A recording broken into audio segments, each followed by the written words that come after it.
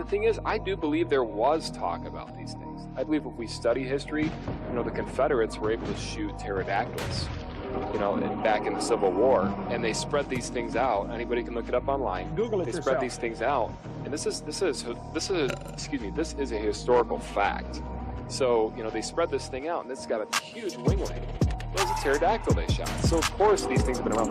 Now, they went extinct, obviously, slowly, but surely. And so...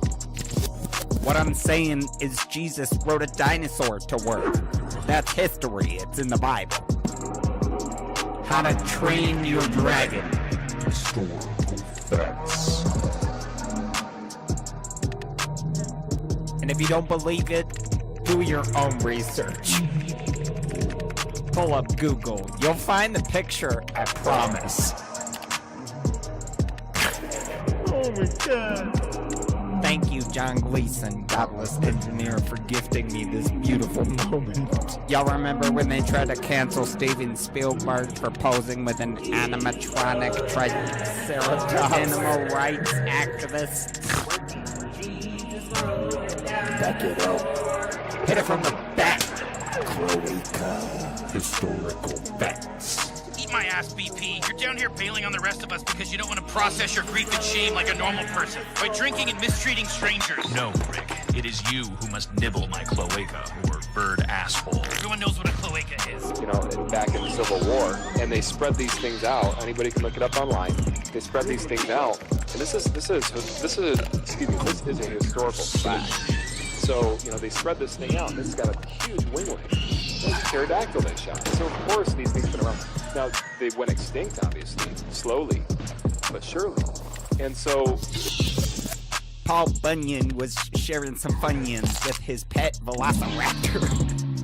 Whoa. Oh, you thought it was an ox? Roll back the clock. Let me knock the socks off. Historical facts. I didn't cut out. You heard me. Are you a pervert or something? Okay.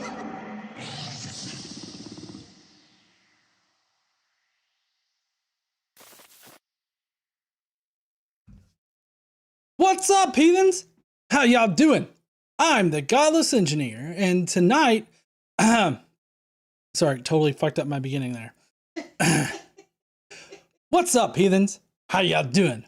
I'm the Godless Engineer, and I critically analyze apologist claims to give you the best arguments and information so that you can stand up and use your voice. Tonight, we're taking a look at a clip of Charlie Kirk at a school somewhere. Not exactly sure where. I'm sure they say it in the video. I didn't pay attention to that part of it all that much. But he is going to be laying out a defense of Christian nationalism and why the government should be run by Christians for Christians and to force everybody to be Christian. You have been blessed by Christ. Now go forth and suck my dong. I will, Jesus. Daniel M says, David says good night. Good night, David. I hope you have a great night tonight and a great weekend. And I will see you next week. Okay there, bud? Don't listen to me when I say dirty words. Anyways, so Charlie Kirk is going to be defending his position as a Christian nationalist. He's going to play stupid like he's never heard of that phrase before. He's never like considered himself a Christian nationalist, but I think that it's pretty obvious he's put the two and two together. So he's going to be defending that. I am going to be, fact checking his claims. Charlie Kirk, as I've seen so far in two of the videos that I've watched of him, he regularly spouts off right-wing propaganda. Just like all of it's right-wing propaganda. He twists the truth in order to work for his right-wing propagandistic needs. And so we are going to correct him tonight on a lot of these ideas advanced by Christian nationalists. So if you want to fuck around and find out why Christian nationalism can go and get fucked, then please stay tuned.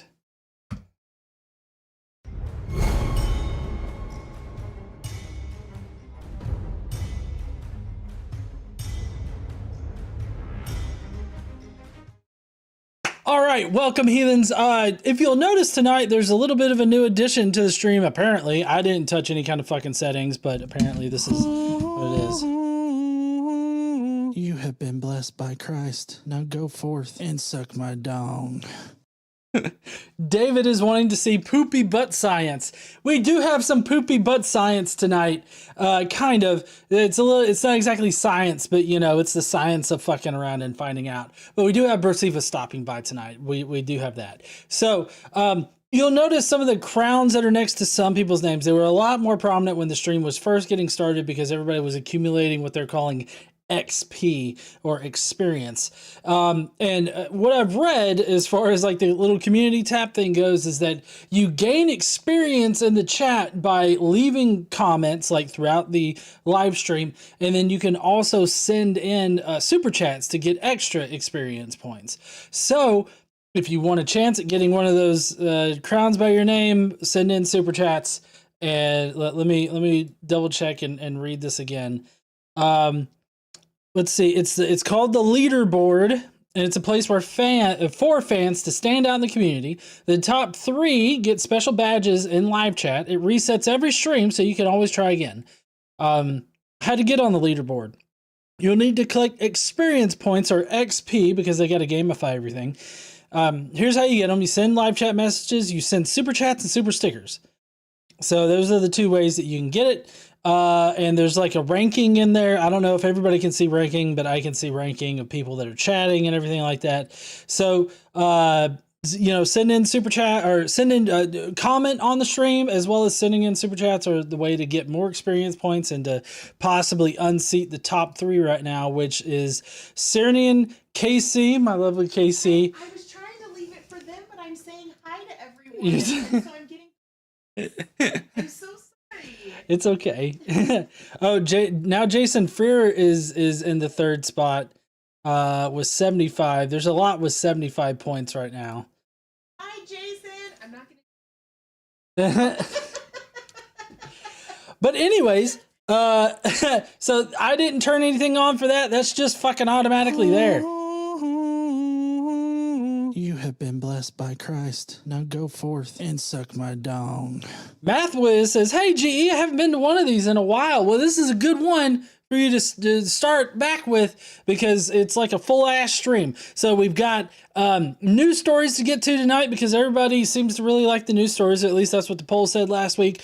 We've got comments to get to, and then we've got some fuck around and find out. So, you know, that's, we've got all of that. The fuck around and find out is going to be a Brocephus thing right now. So we got Brocephus coming in for that. And then, we're going to get to the video. So, if y'all are ready for it, I know I'm ready for it. Let's get to the news. All right, here we go. Today I learned some shit that I wish I hadn't learned about the news. I don't know if y'all know this, but when you get to heaven, your moral actions are not judged. You're only judged for believing in me. Thank you.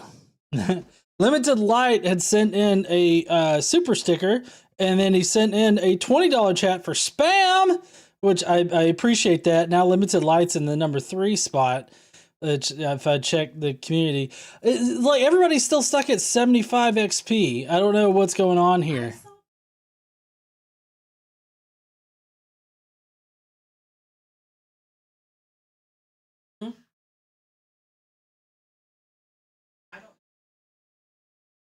Yeah, I'm not sure either. I'm not sure how much you get per chat message, but apparently chat messages and then super chats also get it. So yeah, who knows? It's new. It's probably fucked up, but you know, I guess keep sending in super chats until it works. I don't oh, it's 25 XP per chat. I don't know when it updates. Or if my shit's just not updating. I'm not sure. You get recognition for being top chatter on the live stream. That's what you get. Yep. All right. So other than sending in super chats for nebulous experience points, you can also support the stream here by becoming a member. Go down below, hit that join button, or there's a link in the description for joining the Skeptic Mafia. You can join at any level. But for Mafioso and higher, we allow you guys to pick the videos that we review on Friday nights. You get to leave comments on those videos. And then at some point, whenever we get free time, which there seems to be very little of that here lately, we're planning on starting back both of the podcasts. Which one of the podcasts is for mafiosos, and then the other podcast is the Bible podcast that's for everybody. So please consider, joining today so that we can get back on track with that. Anyways, so we are here tonight to talk about some news. This is news that you don't want to know about, but we all have to know about because we all live in this dystopian hell. And so I'm working on, I'm going to be alerting you about the news, but I'm also monitoring my sugar level right now, which is, it's looking a little concerning. But I've got a brownie here just in case anybody sees me take a bite of anything. It's because my sugar's getting low, but, it's a protein brownie, but I mean, it's got like 20 grams of carbs in it in one way or another. All right. So let me get my notes up here, cause I did write notes for this. All right. So I hope you guys are ready for some bullshit, because the first one is this guy. Yes, I did AI generate this because, I'm an engineer, not an artist. But anyways, so this first story though is about the Trump train. It's a literal train, or at least it might be. House Republicans are now threatening to pull $150 million of funding from DC's Metro unless it's renamed to the Trump train, because nothing says public transit efficiency like a branding deal with a guy famous for running casinos into the ground. This is just the latest in a series of GOP proposals to slap Trump's name on everything from airports to the $100 bill. And apparently, even your baby's savings account, because if there's one thing that newborns need, it's a MAGA-branded 401k. The bill's sponsor says that it's about public-facing excellence and patriotism. But at this rate, the only thing in D.C. not named after Trump will be the exit signs, unless they start calling those taco turnoffs. But, I've also heard that Trump is wanting to slap his name on all the improvements made by the infrastructure bill that Biden got passed through. So it looks like Trump actually got it passed through, which is pretty disingenuous. Also, this whole notion of public-facing excellence and patriotism, I feel like Donald Trump is the Cheeto shit stain on America right now. There's nothing about this motherfucker that says excellence or patriotism. The dude is basically wiping his ass with the Constitution. He's fucking with the American government so that he can destroy it and build his own Christian nationalist state. So no, there's nothing patriotic about this orange shit stain back here. And we're going to get into that here in a little bit more about all of that kind of bullshit. But anyways, there might be a Trump train in Washington, D.C. Who knows? They love to threaten people with pulling funding and all that kind of bullshit. So we'll have to see how that goes. Next up on shit you didn't want to know about. Well, I mean, maybe you'd want to know about it. Musk is out of the government. So there's big news out of Washington. Elon Musk here seen eyeing, a pharmacy. Huh? You like that, honey? So, Elon Musk, seen here eyeing the pharmacy shelves, is officially leaving the government after about 130 days as head of the Department of Government Efficiency, or DOGE, which coincidentally is also the sound that the federal budget makes when you ask it where the money went. Musk's tenure was marked by legal chaos, cabinet feuds, and, according to reports, a campaign trail so wild he apparently needed a box of pills just to keep up. Adderall, ketamine, ecstasy, magic mushrooms, you fucking name it, he had it in his little druggie box. Which is, kind of like the Snackle box that I get every day for lunch, but it's full of drugs. At one point, sources say that Musk's ketamine use got so frequent that it affected his bladder, which, to be fair, is still more functional than most of the government agencies that he fucked up while he was ripping out all the goddamn cords. I guess so, honey. He just pisses himself because he was using ketamine so much. Can I bet you that room fucking. Oh yeah, I guarantee you. Trump shits himself. We heard from what's his deep throat's name? The guy who was deep throat. If I'm remembering that correctly, he said that the odor barrier on Trump's Depends was not as strong as it needed to be, for one. For two, if you think about all the cabinet meetings that Trump had with Musk, just imagine both the smell of diarrhea coming from Trump's ass mixed with the urine that was apparently trickling down Elon Musk's leg. I guarantee you they're going to need to like deep clean the White House if that motherfucker ever leaves, okay? I could just tell. Yeah, you're going to need to rip up the carpet because everywhere is going to smell like piss. I bet you go in there right now and everything smells like shit and piss. But anyways, I'm continuing with what I've got pre-written right here. You have been blessed by Christ. Now go forth and suck my dong. Limited Light says, Elon now claiming to be a cultural Christian. Is he? I didn't see that, but that wouldn't surprise me, given how he's talked about Christianity and all of that. Also, he has to play into the whole Christian nationalist narrative, using Christianity to advance political goals. He has to do that in order to be accepted by that crowd, so it's not really surprising that he calls himself a cultural Christian, if indeed that's what he's calling himself. So that's totally on track with him. But anyways, don't worry. Musk says that he's just completed his designated period in government because nothing says mission completed like leaving the White House with more lawsuits than cost savings and a prescription for horse tranquilizers.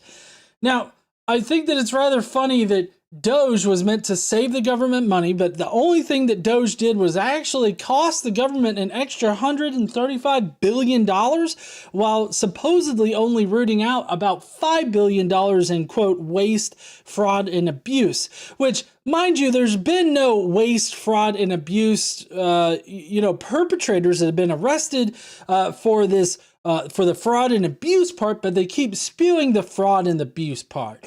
Maybe you could say some of the things were wasteful, but I have to ask why nobody in the cabinet meeting said anything, spoke up at all when Musk was like, we accidentally canceled the Ebola response group. Like, I feel like anybody in that meeting, when he said that, should have been like, excuse me, ketamine Karen, why in the fuck are we, like, disbanding that group? Like, why did we fire that group? Also, why did we fire the people that handles our nuclear arsenal? Well, why did we also fire people that handled all the COVID-19 stuff? Like, why are we doing all this noticeably bad shit that should have never happened? Are you running this shit through AI? Oh, you are? Oh, shit, you're pissing yourself right now. Okay, we can go back to the meeting now, I guess. Yes, please go clean up. Like, I don't know, get like a dude wipe or something. I don't know. Yeah, cover the furniture in plastic. Can you just imagine, like, Elon Musk starts pissing in the middle of one of those meetings and somebody just takes out a water bottle and goes, no, no, sprays him in the face. Anyways. Yeah. Well, I mean, maybe if he stopped taking, ketamine, like, on a regular, it would fix. I feel like nobody needs to be prescribed ketamine to the point where they're starting to piss themselves in the middle of the day. Anyways, all right, that's going to be it for ketamine Karen there. Next up is some Christian nationalist news. Not that any of this hasn't been Christian nationalist shit, but we've got the 10 Commandments in schools again. I know we've dealt with this bullshit several times in the past, but we're having to deal with it yet a fucking again. All right, hold on. I just got to get all my notes positioned correctly. Okay. So Texas is set to become the largest state in the country to require every public school classroom to display the 10 Commandments, a move that critics say is less about reading, writing, and arithmetic and more about reading, writing, and religious endorsement. Now, as someone who believes in the separation of church and state, like, to my core, I have to ask, If Texas wants to put the 10 Commandments in every classroom, will they also require a pop quiz on which ones the legislature has already broken? Because if you're going to hang up a list of rules, maybe start with the ones that you actually fucking follow, which is practically none of them. If you consider like how many laws that these people have passed that have directly contributed to the deaths of people, I feel like with a loose understanding of murder, you can make a coherent argument for that. Let's talk about the first 3 commandments though. You shall have no other gods before me. You shall not make for yourself a graven image, and you shall not take the name of your Lord God, of the Lord your God in vain. These aren't exactly universal civic values. These are religious edicts. Imagine being a non-Christian kid in Texas reading no other gods before me and thinking, guess I'll just keep my Diwali celebrations on the down low this year. And then there's the 10th commandment. You shall not covet your neighbor's property, including his wife or anything that is your neighbor's. Is this really the message we want to send to children in school? Boys, women belong to you now as property. And Sally, you no longer have autonomy. Like whatsoever. No autonomy for you, Sally. Well, the point is that you're teaching girls that they are to be property of men. And it's like, that is what you're going to put up in elementary schools. Like, hey, Sally, you don't really have autonomy because you're going to belong to a man when you're 12. Technically, yes. So, I mean, even in elementary school, she does not have like any kind of autonomy, not just bodily autonomy, but autonomy in general, because she belongs to her dad. She is the property of a man. And that man is a boy that she's probably sitting next to. Because, you know, in Gilead, they just assign you women. Sorry, I got to get back to the place in my script here.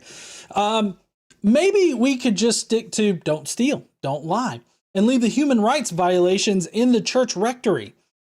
Although, maybe we should only have the commandments that the state and federal legislature hasn't broken, which would effectively remove them from schools. And I would be perfectly fine with that because they don't need to be in public schools in the first place. Ultimately, this law doesn't just blur the line between church and state, it fucking erases it.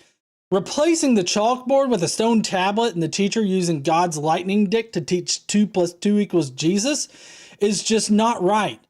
And if you think that's going to make the Texas students better citizens, you might want to reread the part about not bearing false witness, because that's a fucking lie. And we know that because there are shitty people that are elected to Congress, both state and federal Congress. So like, I mean, if you think that putting the 10 Commandments up is going to have any kind of effect on the moral values of children or on like whether or not somebody's going to shoot up the school, then I have a bridge to sell you, because that does not change anybody's behavior. In fact, what they do with the 10 Commandments, with what Moses has right there, they basically use it like a Captain America fucking shield for anything that they want to do. They're just like, we're going to prevent people from being happy and marrying whoever they want to, regardless of whether or not their genitals will fit together.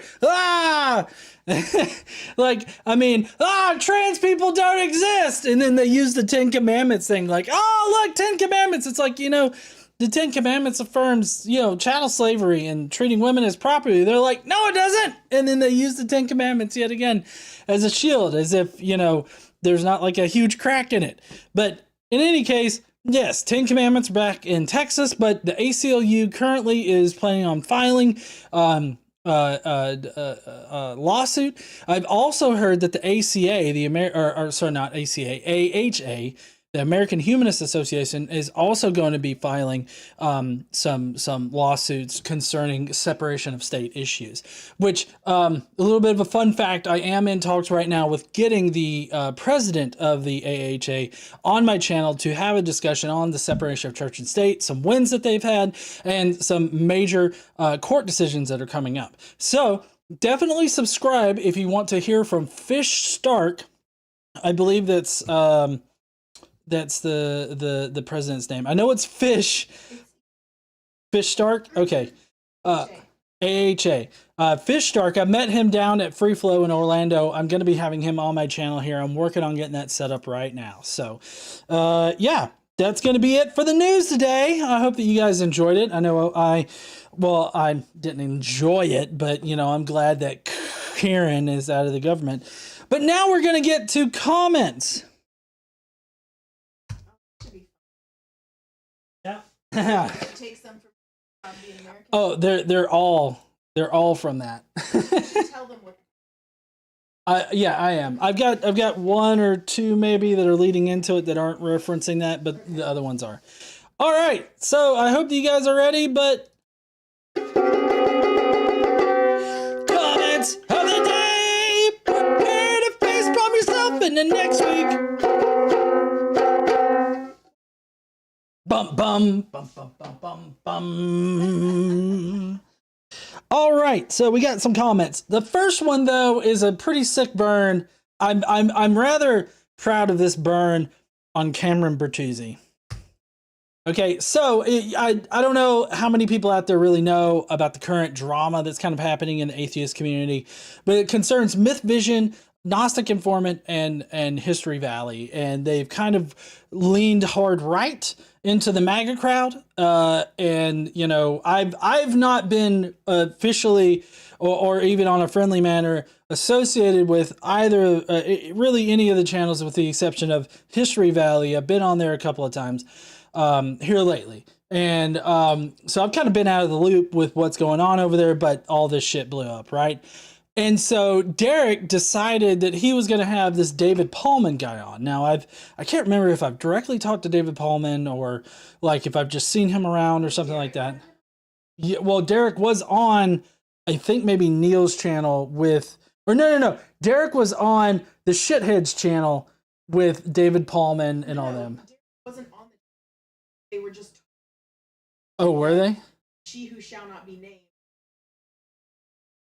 Shithead, she who shall not be named, this David Paulman guy. Okay. And they were talking about it. Derek wasn't on it. Okay.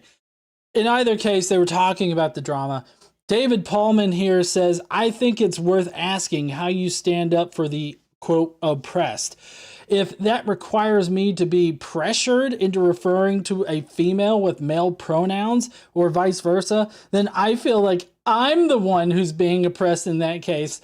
Oh my God, clutching my pearls and clutch everything that I have because I'm being forced to show respect to somebody.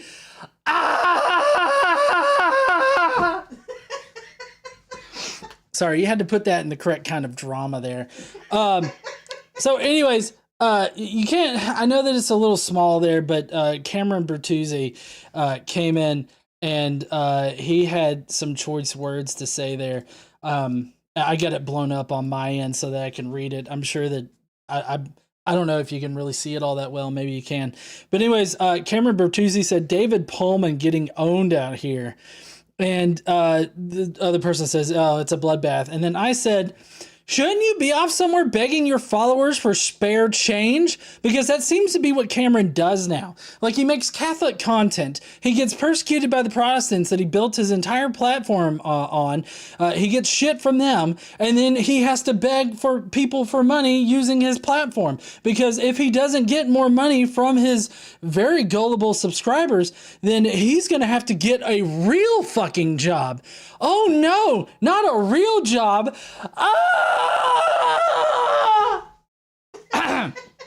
Similarly dramatic there.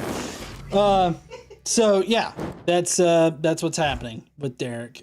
Derek and Cameron, David, like, it's drama all around. So much drama. Okay. That's it for that one. Now, on to the real problematic comments that we have before we get to Brocephus. Okay, so this week I put up a reel on my Facebook page.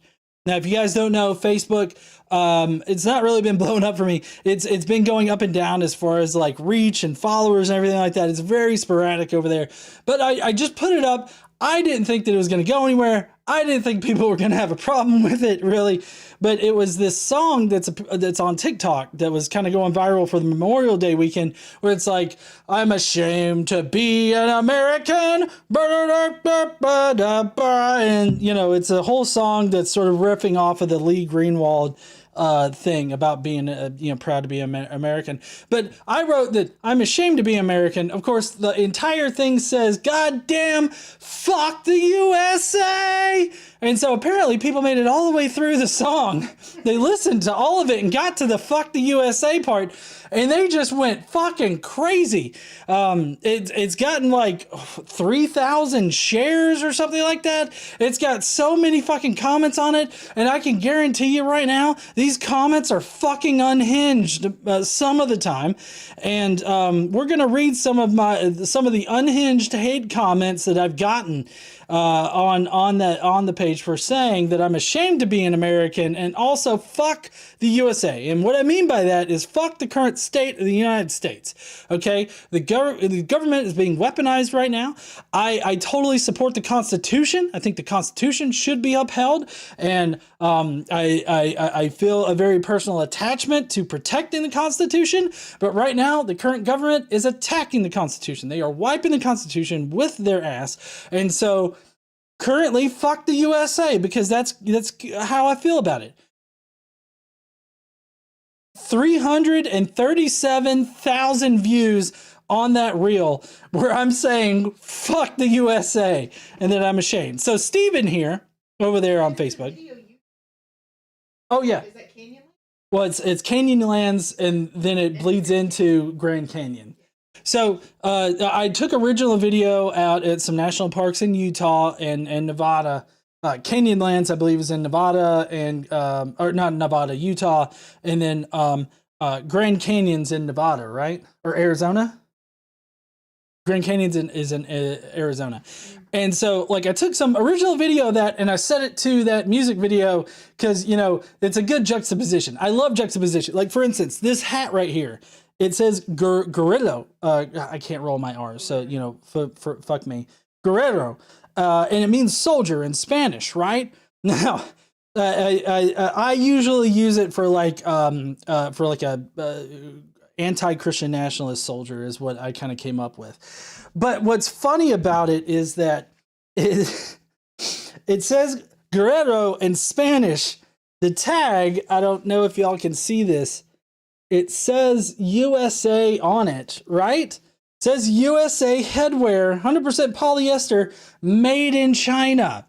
So, like, I have a love for juxtaposition on that kind of shit. And so that's why I put that together, because that really tickled whatever kind of ADHD part of my brain that I love. Okay, or that loves it. So Stephen here says, "We're ashamed to have you here. All liberals are meant to get out or die. After 120 days, you pussies are already committing suicide. That was the point. Population control." Yeah, this guy's definitely unhinged. But like, so the entire point of electing Trump is so that liberals and leftists would commit suicide?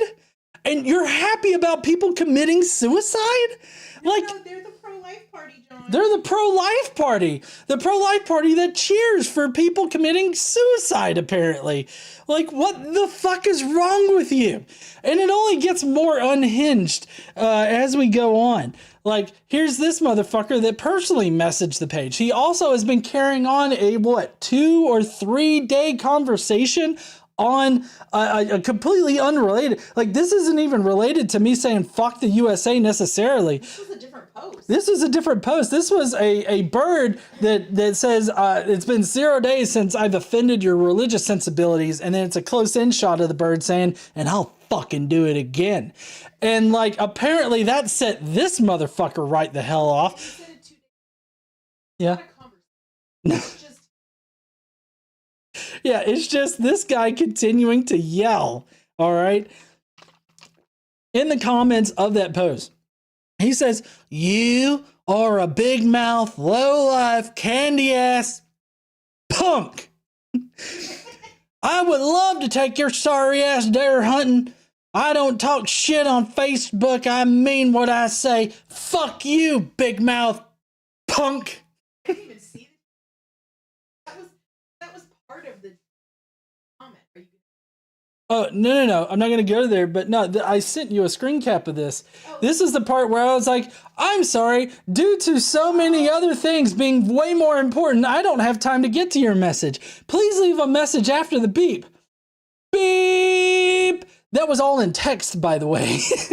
And then he just responds back with, fuck you. Well, so no, but at deer hunting, Right. so that he can help you meet God. Yes. He wants to help me meet God. And that was public. Right, that was on the public post. He wanted to take me deer hunting so that he could shoot and kill me. And then he said that I'm the pussy. Well, I'm using his words. He said that I was the coward. I was the wimp in this situation because I didn't want to let him take me out hunting so that he could kill me. What the fuck is wrong with these people? And then he gave me his brother-in-law, who's an FBI agent for... Yeah. And his field office. Right. Then he tried to flex by using his brother-in-law as an FBI agent and gave him gave us the field office and everything like that apparently this guy works for. Like, this has been such a fucking fever dream of like a situation with this Michael guy. Okay. All right, that's enough of Michael. Next up is this guy, Joshua Fassett. This guy is he's big in his britches. He says, I challenge any person in this comment thread to a fist fight. You're all a bunch of fucking clowns. And I just said, Josh, that's a mature response. Totally not a toxically masculine guy that is easily offended. Because, again, he's easily offended. I mean, all of this is just easily offended shit. And he goes, GE, you're the one I want most, bitch. I don't care where you're located. Anywhere in the United States, I will come to you and I will beat the fuck out of you. Send me location. Yeah. Here, I'll just send you my coordinates on it. Here, Yeah. I'll even track my phone. Yeah, I'll send you a request for like the Find Me app or whatever the fuck on Apple, and you could just come to wherever the fuck I am. Good luck getting on post, but yeah, go ahead. Come on, buddy. Like, I mean, I'm not gonna sit there and give you my location so that you can come and beat my ass. Okay. I just have to admire at the intellectual fortitude of all of these people. They're like, I'm going to come and beat your ass because they don't know how to process their complex emotions about me saying, fuck the USA. Like I can't fathom. Hey, just wanted to say you don't have to be a good person to get into heaven. You just got to suck my dick. I can't fathom a better advertisement for like men going to therapy if you have unresolved like anger issues. If you find yourself in a comment section on Facebook being like, I'll fight you, motherfucker, send me location, you need to get help. Daniel M says, did you see about the guy who called out Dump when being put to death? Oh, no, I didn't. He called out Dump. Yeah, well, I know it's Donald Trump, but I didn't hear about the guy who did that. Yeah, that's really sad. All right, next up, this is a funny. Like, I love this comment right here. Craig Norris says, "Eat a big Trump dick," and the only thing that I have to say is, Craig, big Trump dick is an oxymoron. Like, it is. Like, you don't sit there and tell me to eat big Trump dick when it's just a little mushroom. Like, it's a little shiitake. Like, it's a shiitake that's only been growing for 3 days. Like, that's what, I mean, don't come at me with oxymorons like that because I'm not going to take you seriously.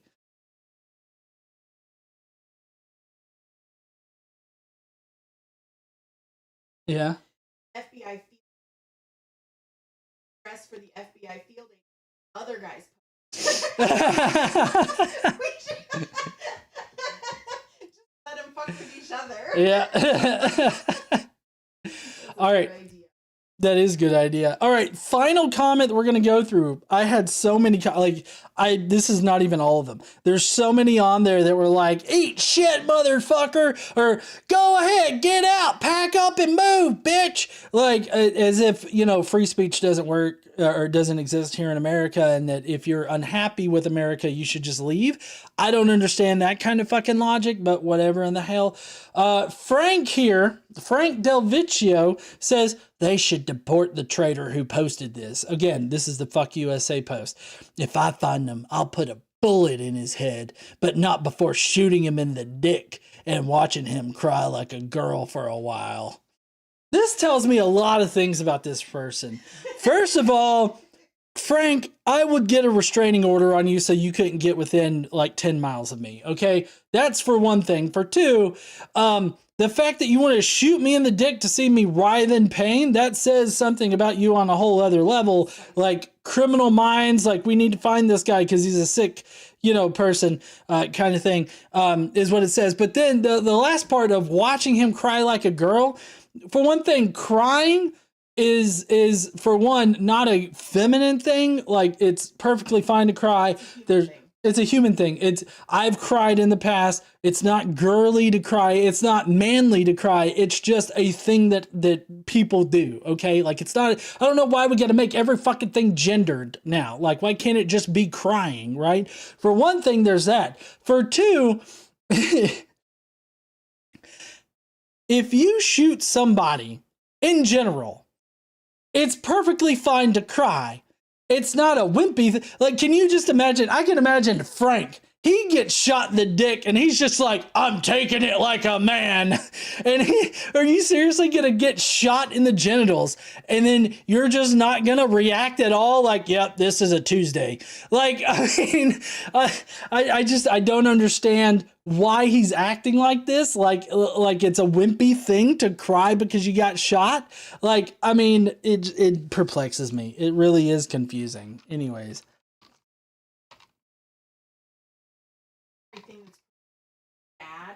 Uh-huh. Right. No, yeah, I don't understand. I've never understood that. Like growing up here in the South, like that was pushed on me pretty heavy. And like, I didn't think that there was anything wrong with like saying certain things were girly or girlish or something like that.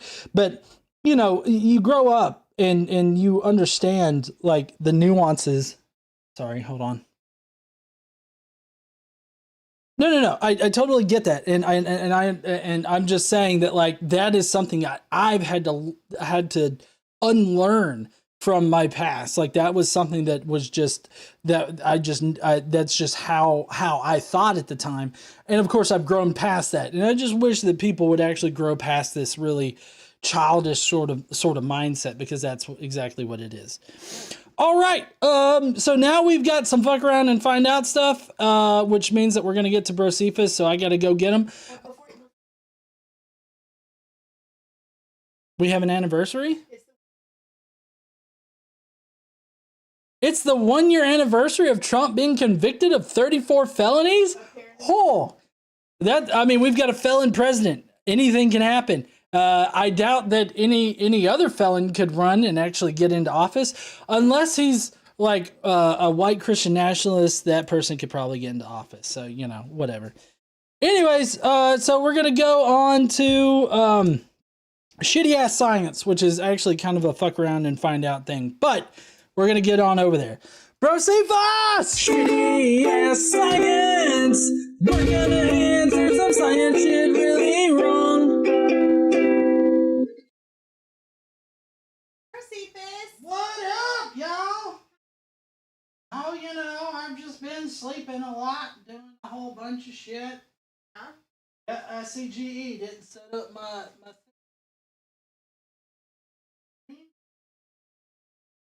fix now and everything. Tell him next time I won't do it if he doesn't fix it. Tell him. Hey, fucker! Hey, you don't fix it, I'm gonna fuck you up and not perform. Hey, I didn't say threaten him.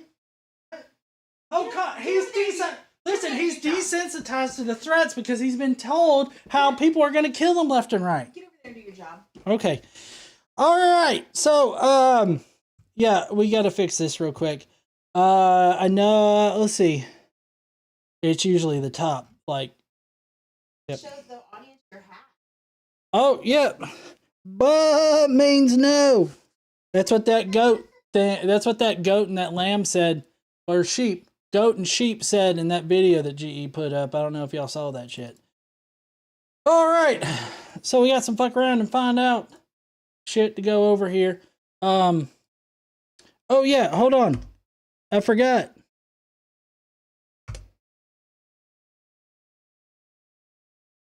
We got to properly introduce this with another song.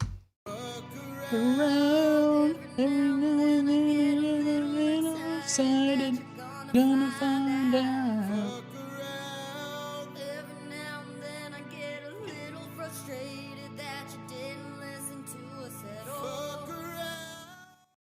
Find out! Alright, so we're fucking around and finding out right now. Okay, so, now I feel really bad. All right, I don't think that anybody should be should be detained and deported by the American Gestapo, which is essentially what ICE is right now. But Gazpacho is Gestapo a thing?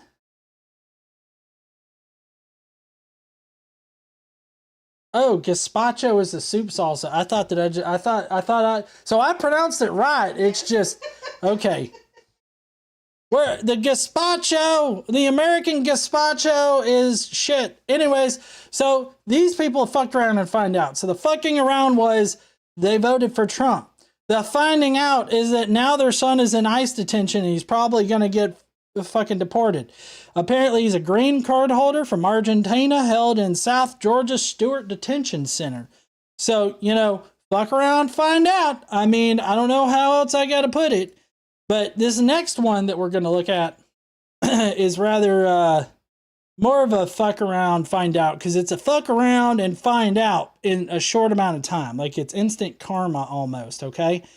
So this person, Jambles, over there on the twit says, at Grok, why did every Democrat vote against eliminating taxes on overtime for our police officers, nurses, and first responders? Now, this was a vote against the big, beautiful bill thing that they passed through, which is not big and beautiful. It's more like ugly and Cheeto flavored. But she asked Grok, and Grok answered back, which, you know, the Republicans and conservatives over there on the twat don't really like it when Grok responds, because Grok is not playing around with their propaganda. At least it wasn't in the past.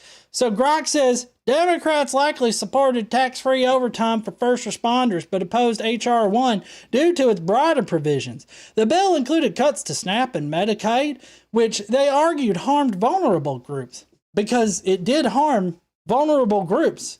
Most of the groups are Republicans.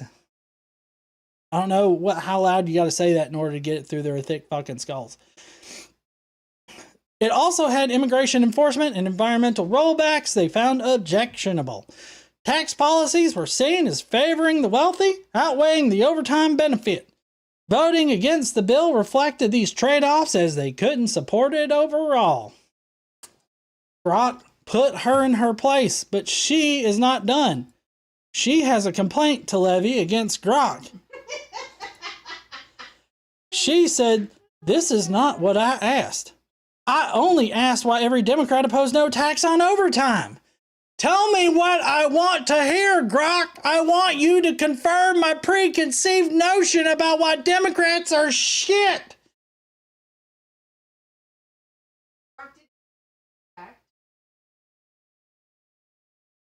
Yeah, we can. Yeah, we can.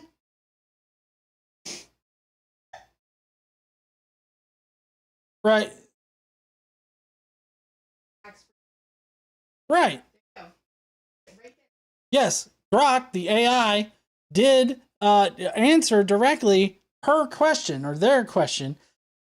So they shouldn't complain. What they were complaining about was that Grok didn't agree with them that the Democrats voted against those things. Now, obviously, I feel like if there was some kind of bill where it was only no tax on tips and overtime and all this other stuff, like Democrats would have voted for it. But that's not what the Republicans want. The Republicans, they want to sneak in all these cuts that are going to directly hurt the vulnerable parts of our population. That's what makes them fucking shit. And they will continue to be shit. They want to kill the most vulnerable parts of our society. They want to directly hurt them. But of course, Mike Johnson, you know, the weird guy that likes to have his son monitor his porn habit. Yeah, he says that cutting Medicaid is just meant to like build up young men or to make them more manly or some kind of shit like that. Like it's supposed to make them better people. Don't go, doctor, rub some dirt in it. Yeah, rub some dirt in that shit. I know that you got a broken leg, but you got to walk it off. Okay? So, like, they don't care about helping people. They don't care about helping the people that got them into office. But hopefully, that's going to fuck them up when it comes time to vote. And I hope that every Republican out there is like, you know what? Maybe we shouldn't be voting for the people that are actively trying to kill us. I mean, I don't know. It seems like that's a bad idea. Like, obviously, they're not going to put on the little voter thing where you go to vote, because I know how that works. They don't put on there like, do you want me to shoot you in the face? Yes, I do. Do you want me to make it to where you can't get medical care? Who needs medical care? As long as it'll fuck the immigrants down the street, not me, I don't care. Oh, also, they should have cooking lessons. Oh, yeah, cooking lessons instead of insulin, which I'm sure GE appreciates. You're just going to eat his brownie. Mm-hmm. He's not drinking up here anymore, so, I mean, I gotta eat something or drink something. I mean, I'm already having some of his G Fuel. Where did you get this screenshot? Um, What language is your No, this came from Reddit. All right, that's gonna be it for Fuck Around and Find Out. Y'all ready for the other part of the song?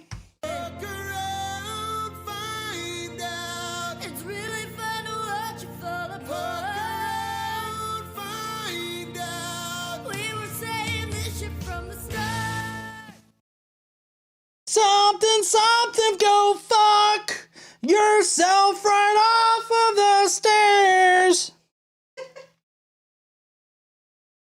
Sorry. I'm sorry. I don't want you to fall down the stairs, but it seems like maybe you should get hurt. Maybe a bit more ambiguous, threat. Anyways, I'll see you heathens later. I'm gonna go. I'm gonna totally don't tell GE I ate his brownie, okay? Don't say anything.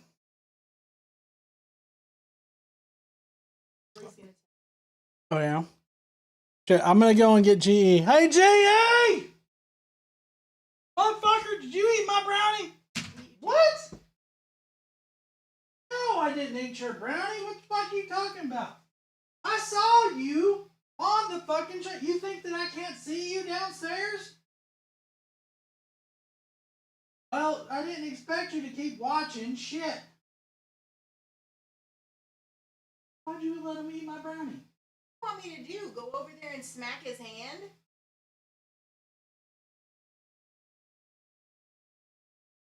Oh yeah, one of those pointer fingers? All right. Okay. I mean, Cephas ate my fucking brownie, so hopefully I've got enough here to get my sugar up. I'm working on it. See, you should eat.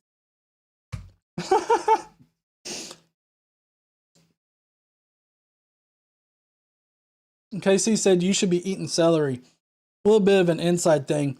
When I had my gastric sleeve surgery, they weren't giving me an appropriate amount of insulin post surgery, and so my sugar was like high, and I was about to go into keto, diabetic ketoacidosis. Like I was on the verge of it, and the what was he called? The hospitalist. Honestly, that was the first time I heard that term. Hospitalist. I didn't know that was a position. But the hospitalist came in. He looked at my chart. and everything. He looked back at me and he's like, you know, sometimes you just gotta eat celery when you got diabetes. Got a high blood sugar. Yeah, when you got diabetes and a high blood sugar, sometimes you just gotta have celery. And it's like, motherfucker, I haven't eaten for 2 days.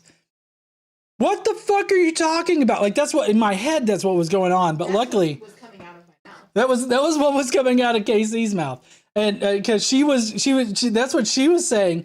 I was like dumbfounded by like, sometimes you got to eat celery. Yeah, that doesn't apply to this situation currently. I need some insulin, motherfucker. Right, I need some insulin, motherfucker. But then he's like, oh, okay, well, you might be just a tad bit insulin resistant then.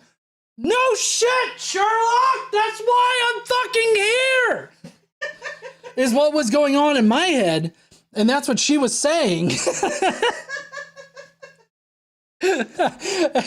It's so fucked up. Anyways, I mean, the dude was literally looking at my chart where the chart says in for gastric sleeve, and it probably more than likely has diabetes, is insulin resistant at somewhere on my chart. Yeah.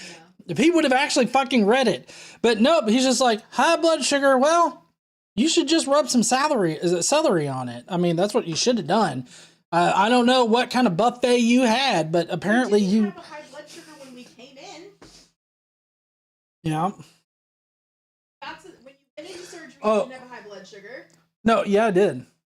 They wanted to keep me high, like they wanted my blood sugar a little high. But barely. No, barely high. Yeah. And so like pre-surgery, you know, I was like, you know, my blood sugar's getting really high. I think it was like 230 or something like that, and it was still going up. And they came in.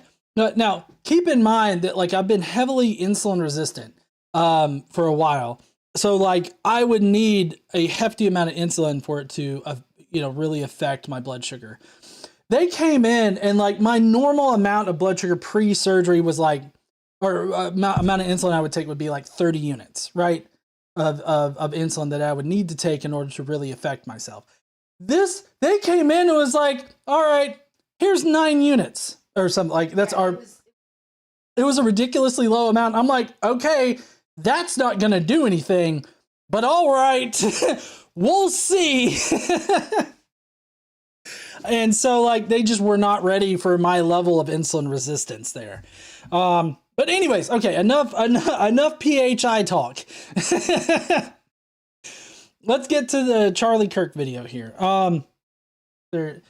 Barcephus just threw my fucking shit down. Okay, so Charlie Kirk, dipshit extraordinaire. He is going to be defending Christian nationalism here. He's got a lot of propagandistic things to say about not only the Christian text, but also the theology surrounding it. He's going to act like he doesn't know Christian nationalism and that when you're a Christian and you're a nationalist, that usually comes together as a Christian nationalist.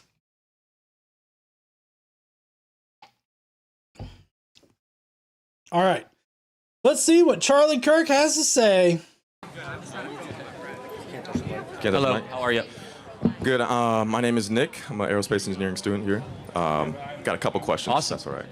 So I'm particularly concerned about your brand of Christianity. As a Christian myself, Christian nationalism I do not agree with at all.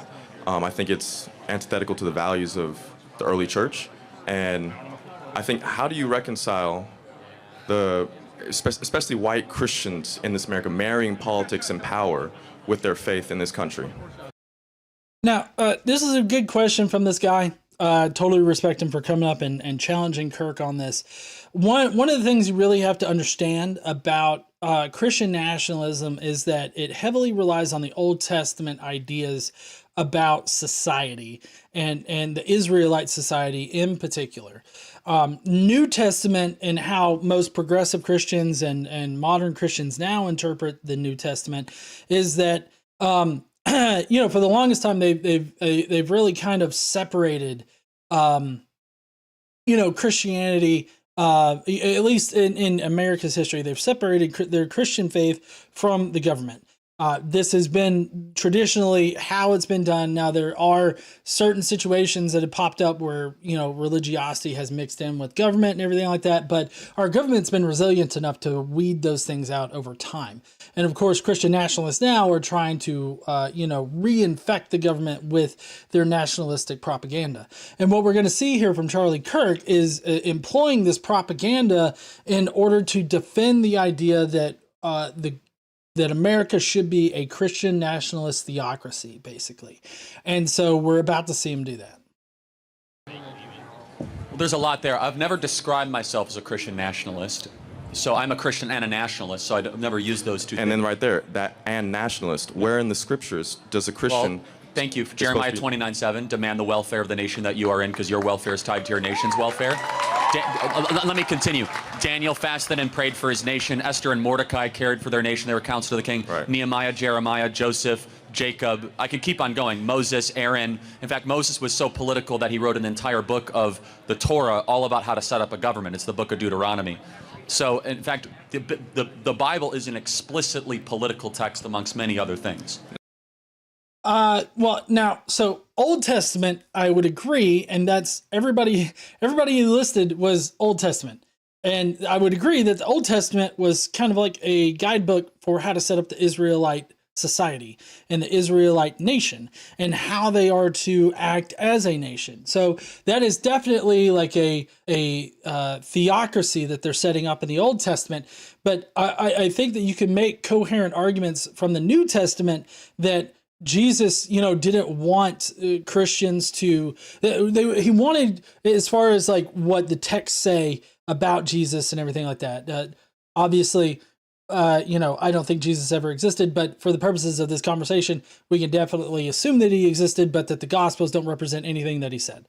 So what the texts say about what Jesus said, you could definitely make an argument that Jesus was acknowledging the Roman government and acknowledging the role that the Roman government plays in the everyday lives of Jews and Christians, and how Jews and Christians should react and treat the government. But I never really saw Jesus as focusing on this earthly government, because one of the things about the New Testament is that Jesus portrayed through all the Gospels is more focused on the kingdom of God and the Jews and Christians' place in the kingdom of God, and about how all the trivial matters here on earth really don't matter. The only thing that matters is God's family and the relationship that people have with each other and with God in the kingdom of God, in this heavenly kingdom, right? That is where Jesus was focused. He was not focused on affecting the government here on earth, because the government here on earth was just sort of like this sort of necessary evil that you had to deal with and you had to work with in order to, get to the kingdom of God eventually. And so that's where Jesus, as far as the Gospels go, that's where his focus is in the New Testament. And so what you're about to hear is Charlie Kirk really twist he's either been lied to about the Greek language, or he's actively lying to people. If he's misunderstanding it because somebody else has lied to him, I can't necessarily fault him for that, other than the fact that, he's an influencer. He's, doing this Turning Point USA. He's going through the actual, he's going through all of the procedures and everything to set up these like events where he can come and talk to college students about, his Christian nationalist ideals. You would think that he would research his points better so that he could present an accurate view of what the Bible actually says. But as we're going to find out, that's not what he's done. Now, can we interpret those texts in the light of the revelation of Christ? Because you just cited all Old Testament texts, but you have not once cited St. Paul. Okay, yeah. If you want me to also, by the way, just so we are, cite St. Paul about the kingdom of heaven and the governance. Just so we're clear, do you think that the New Testament is greater than the Old Testament? It is. It is greater because the revelation of Christ dictates how we interpret the Old Testament. So you think that all of a sudden, like Genesis 1 is not as great just because of the New Testament?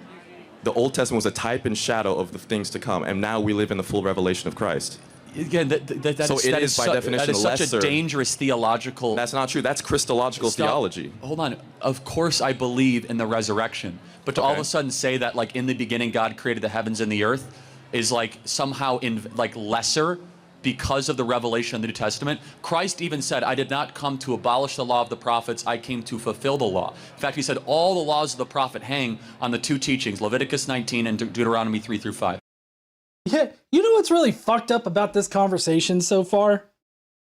They're both right about the Bible. Like the dude on the right, he is right about like the New Testament surpassing the Old Testament and like establishing a new covenant and all this other stuff. Like, yeah, that's right. That's accurate to how the Bible is set up. But then you've got fucking Charlie Kirk over there, white Christian nationalist extraordinaire.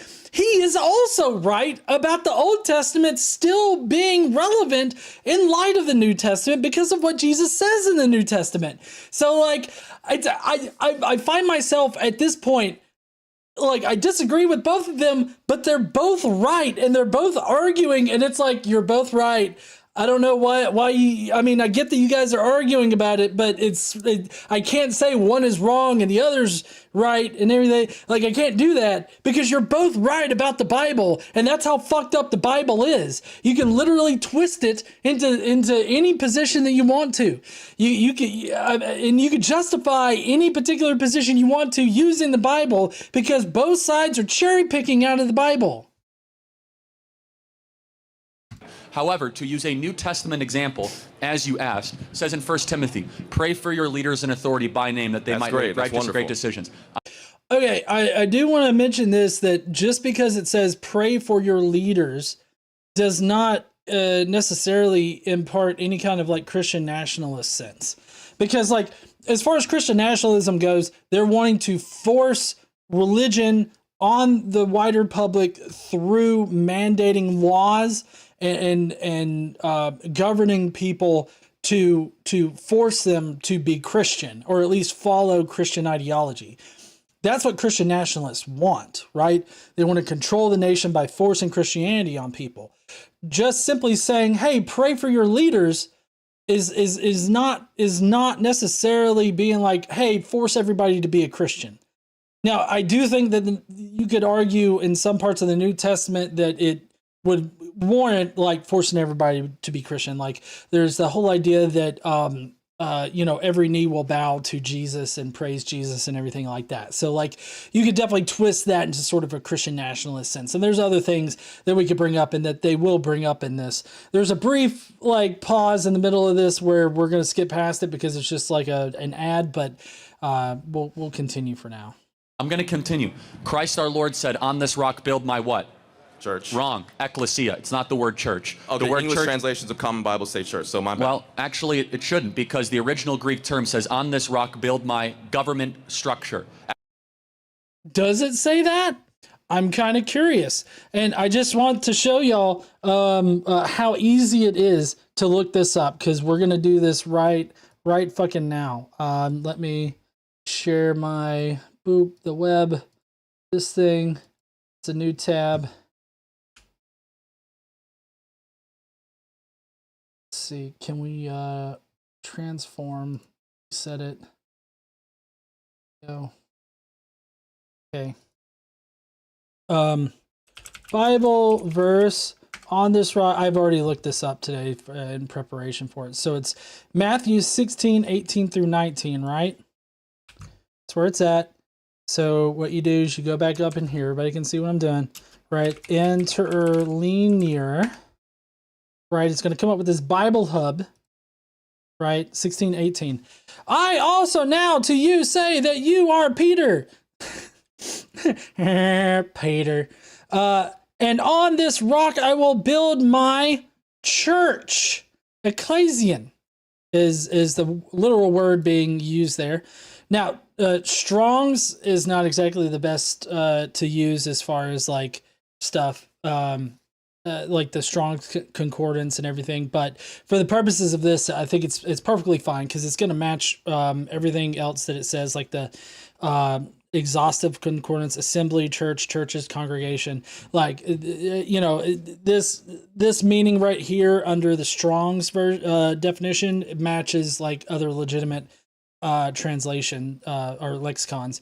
So definition is church, assembly, congregation. The meaning is an assembly, church, congregation, church, the whole body of Christian believers.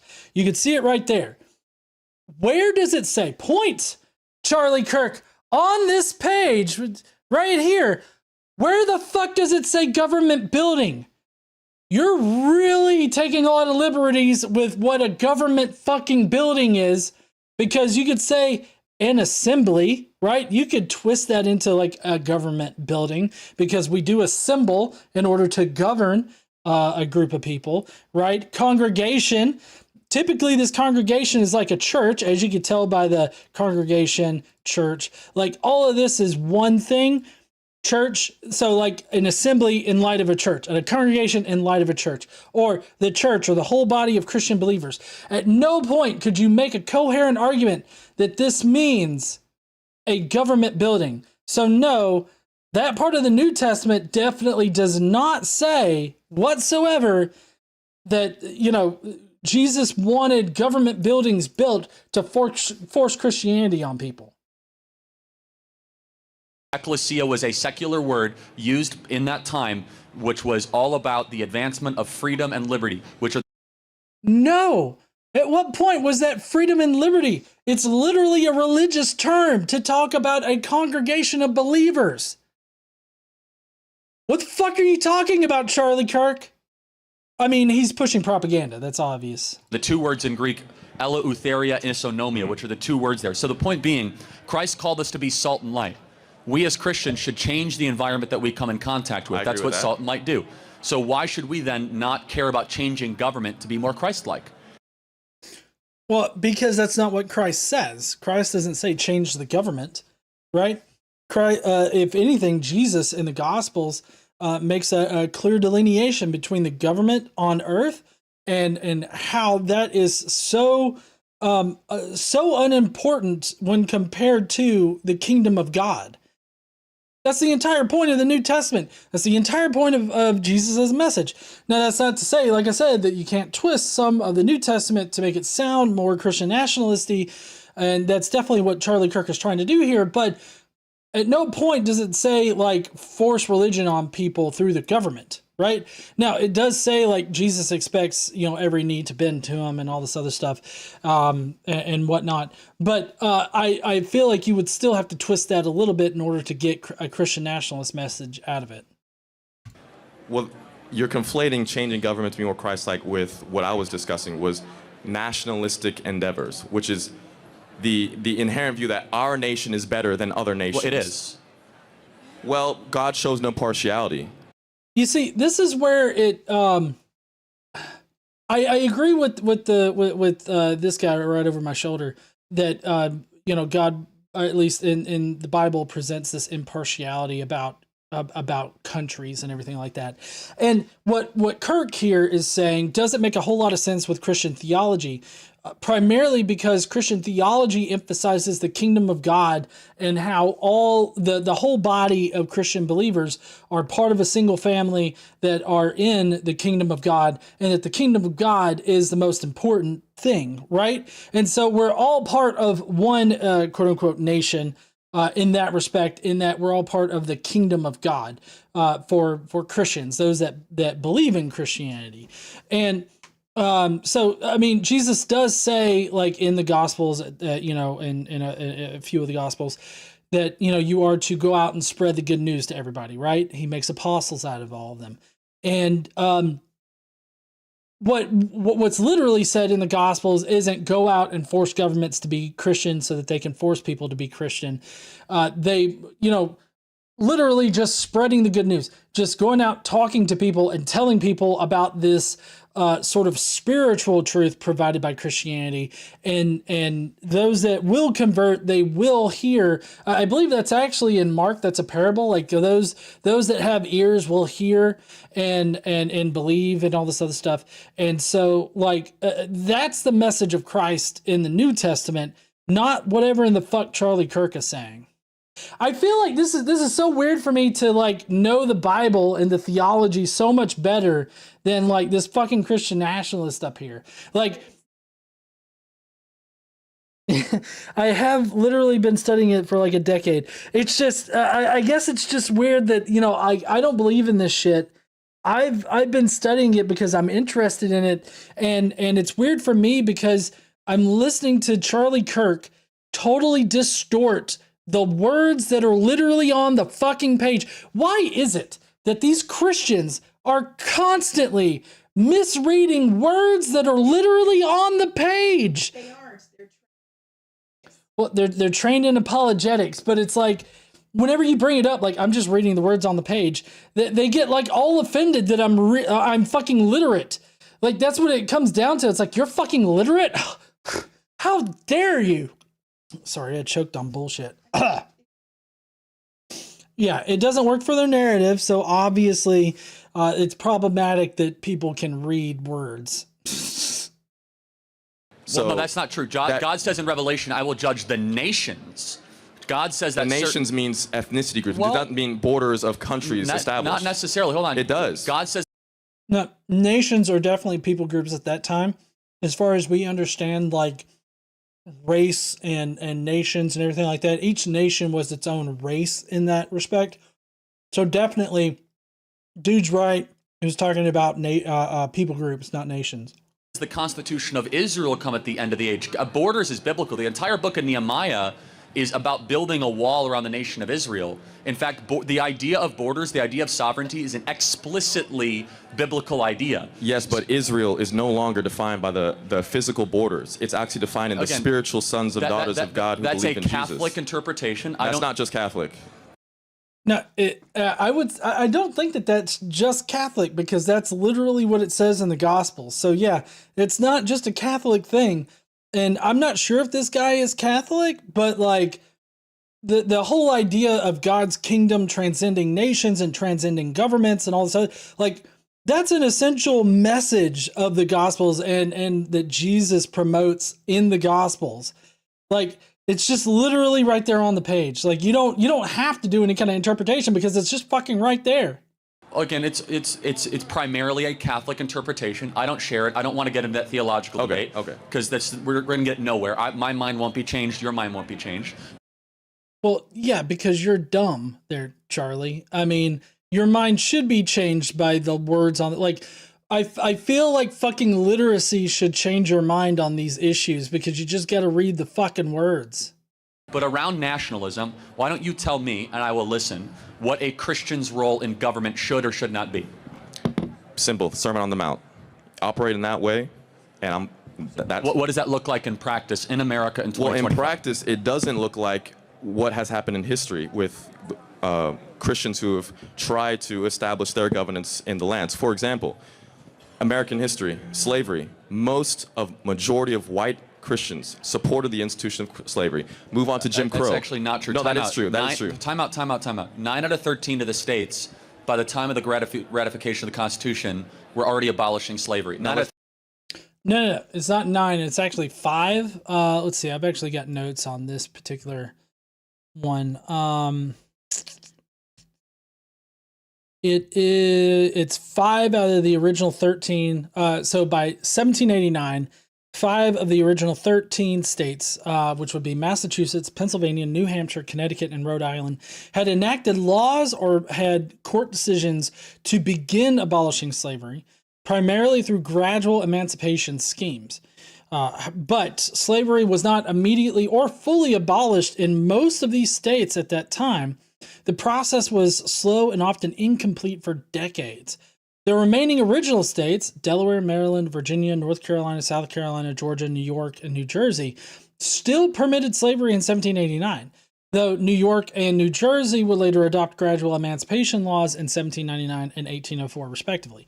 So, yes, there was a movement to start reducing or abolishing slavery, but it was not fully abolished in those states and in our country in general until much later. And in fact, when our government was set up, new states that would or new territories that would request to become states, that would want to get into the Union, it was left up to them as to whether or not they were a slave state, right?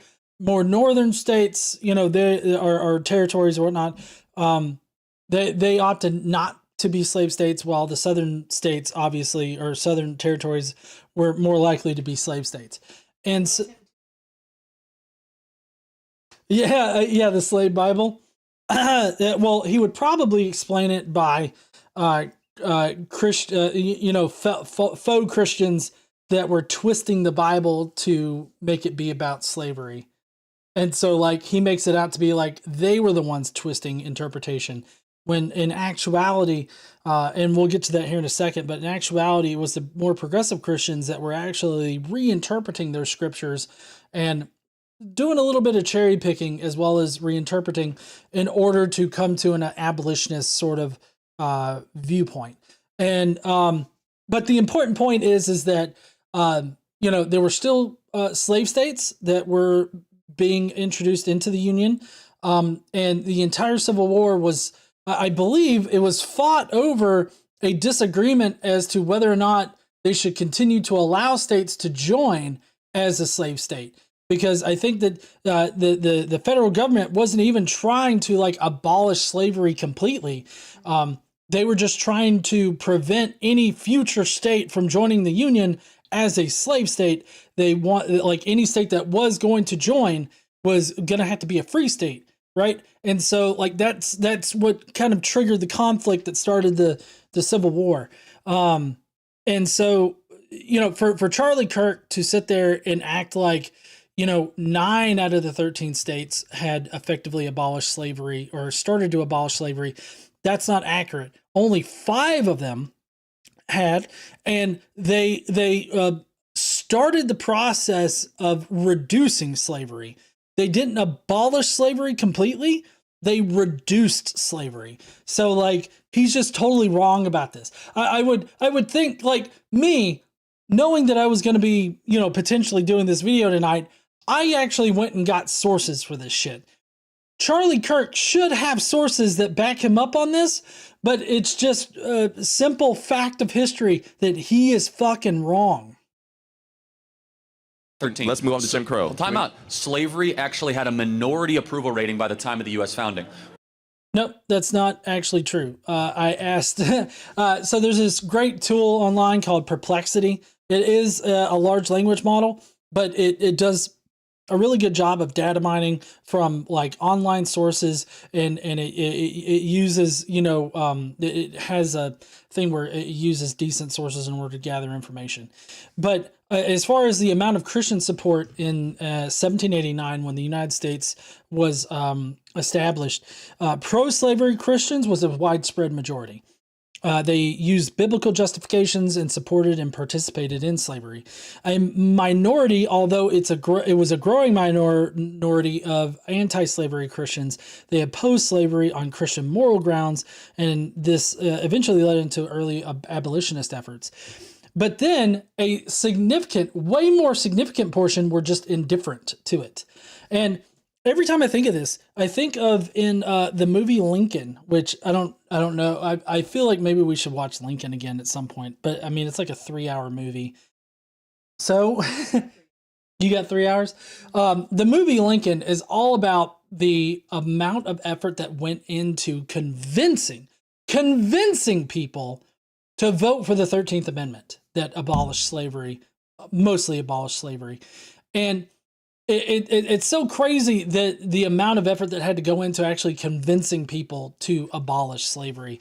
And the one part that really sticks out in my mind as far as it relates to this claim by Charlie Kirk is that there's this, just an everyday couple, a married couple that was at the White House for one reason or another, or they were around Lincoln or something like that. And they were asked, like, do you want to abolish slavery? And they were like, well, President Lincoln says that that's how we win the war, right? And they're like, yes. It's like, well, we just want to end the war. So yeah, let's abolish slavery. Like it was so impactful to me. Like that scene is seared into my mind because it's like, it seems crazy to me for you to be like, well, I just want this war to end. If that means freeing black people, then sure, we can free black people. I don't care. Like, if they could keep slaves, and that was actually a point that was made in the scene. Like, if we could win the war without abolishing slavery, would you still want to abolish slavery? And they were like, no, I don't want to. So like the most significant portion of people were just indifferent and they didn't care whether or not slavery was abolished. Pro-slavery Christians, though, as far as the group of Christians that was most prominent, they were the widespread majority there. So it was not like the abolitionists were not the majority of Christians. The majority of Christians wanted to keep people as property, and they wanted to do it because of the exact arguments that Charlie Kirk is fucking making in this video.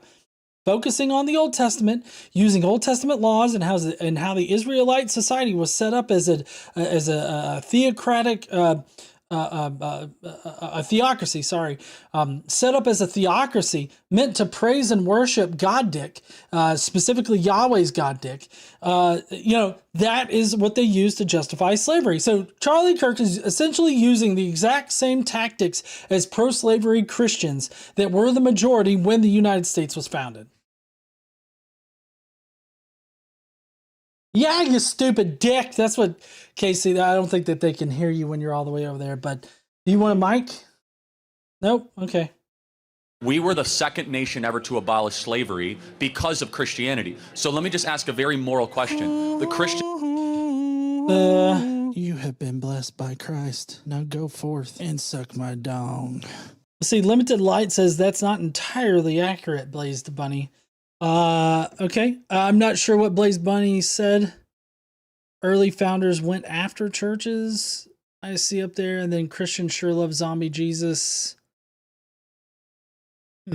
Yeah, I'm not sure, Limited Light. You don't have to put in another super chat there, bud. You can just put in a regular comment, and I'll see if you can be a bit more specific about what Blaze Bunny said, so I can interact with it. I will say early founders went after churches. I don't think that they did. I don't think that there's any historical evidence for that. In fact, they went out of their way to actually protect and assure that churches wouldn't be infringed upon. If you look at Jefferson's letter to the Danbury Baptists and all that, I think that it's pretty plain that they were definitely trying to protect churches by keeping churches separate from the government. That's another aspect to this, like Charlie Kirk is totally, missing here, that the First Amendment to the Constitution definitely builds a separation of church and state where the church can't affect the state and the state can't affect the church. This is, a clear wall that's being built here, as Thomas Jefferson noted in his letter to the Danbury Baptists, so that neither one can affect each other, because the government should not be dictating religious sensibilities. But Charlie Kirk wants to take the Constitution and the Bill of Rights and piss on it and shit on it, just like Elon and fucking Trump have. That got involved in the abolition of slavery, like John Quincy Adams and William Wilberforce, they did it in the name of Christ. Were they wrong? No, but those were small minority Christians. Majority of the Christians of the time. Movements. Let's move on to Jim Crow, because... Well, no, you shouldn't have, in my personal opinion, I don't think that you should have moved on from this point. You should have really hammered home on the fact that Charlie Kirk is wrong about the majority of Christians being abolitionists. Like, that's just not the case. Like, it eventually became the case that there were more abolitionists than pro-slavery. But even after slavery was abolished, these pro-slavery Christians became pro-segregation Christians and pro-racist Christians that were enacting racist policies and everything like that, and sneaking in, working with the system, transferring those slave enforcement gangs or whatnot, like what would eventually become police officers to catch runaway slaves and all this other stuff. Like, they transformed that particular force into the police force. Like, they've been planning this for a while. They've been working in the background just so that, quietly, so that it didn't raise too many eyebrows. You're moving on because I didn't finish my statement. But it was Christianity that abolished slavery. It was a sect in Christianity that abolished it. It was a remnant of Christians who didn't go with the established order of what Christians believe. Well, no, we can go to Jim Crow. He's right that these were Christians that broke away from the traditionalist view of Christianity. They were reinterpreting their scriptures in light of their sense of humanity, I guess, like in their sense of human value and how everybody has value. Like they had an internal sense of it that drove a reinterpretation of scripture so that the scripture would work with their very humanist values about being abolitionists. And so that's what drove it. It wasn't the Bible that drove it. It was this effort to reinterpret the Bible in light of them not just wanting. Wanted to say you don't have to be a good person to get into heaven. You just got to suck my dick. It is.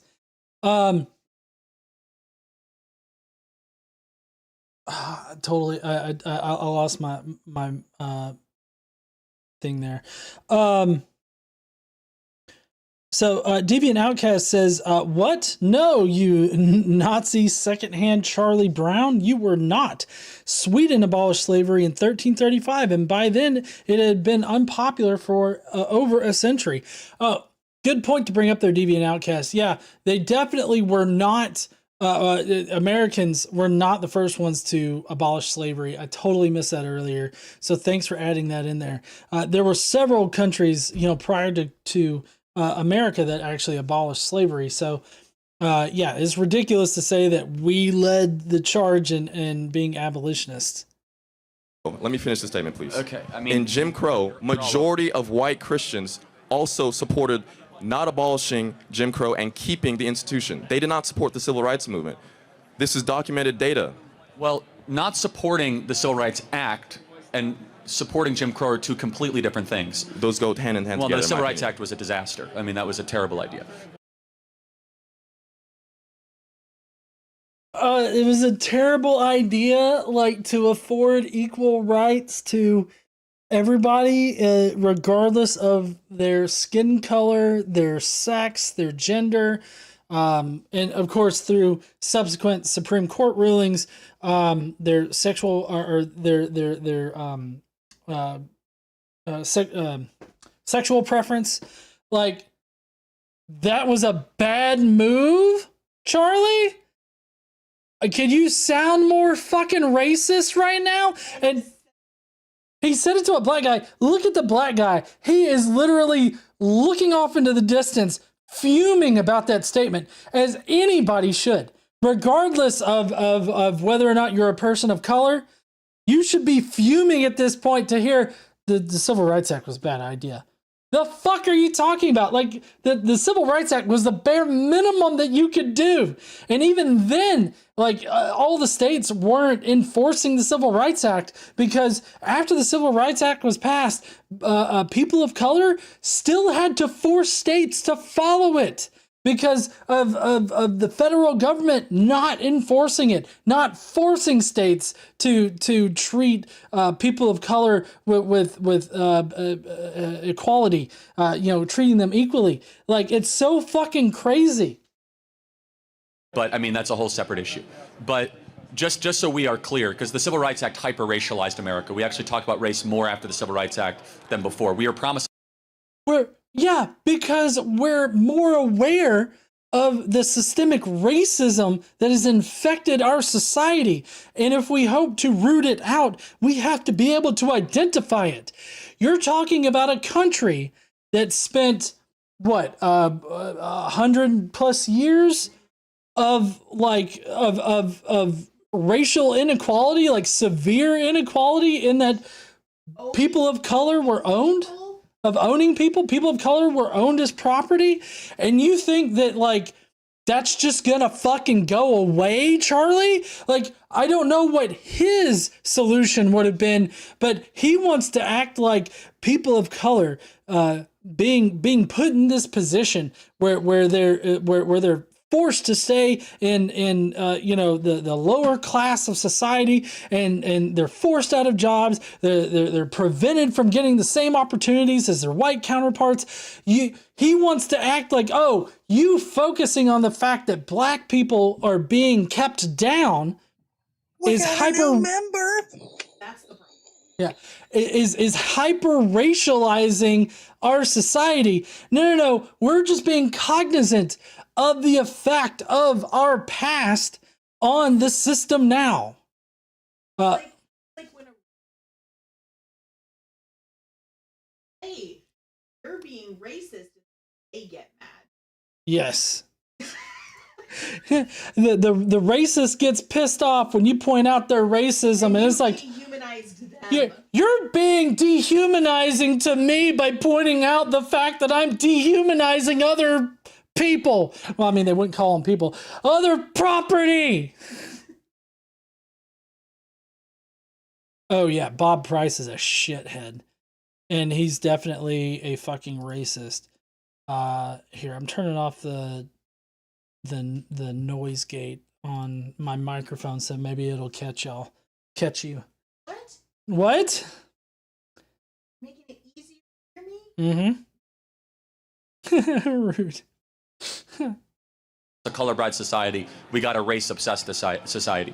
But just to be clear, We're race obsessed because we don't want systemic racism to plague our society. We are hyper aware of when inequalities are present, and we point them out, and we work to rectify those inequalities, and that makes us hyper racists.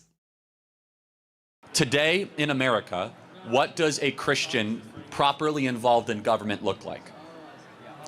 I'm just going to say the same thing I said, the Sermon on the Mount. Okay, well, he's going to say Sermon on the Mount. As an atheist, what I would expect out of somebody that's a faithful person, I mean, I don't expect them to divorce their opinions from their religious belief, but at the same time, I would hope that they would inform their decisions about government, about the laws that they present and they pass, based on something more than just their religious sensibilities.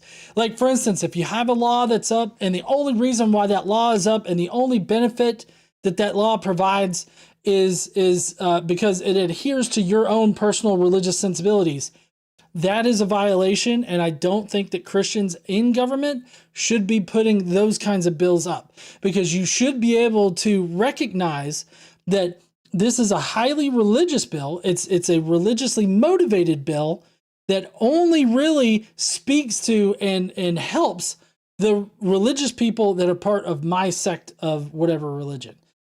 I think that should be a red flag for anybody and be like, yep, this is not a good bill. This is something that we shouldn't put up.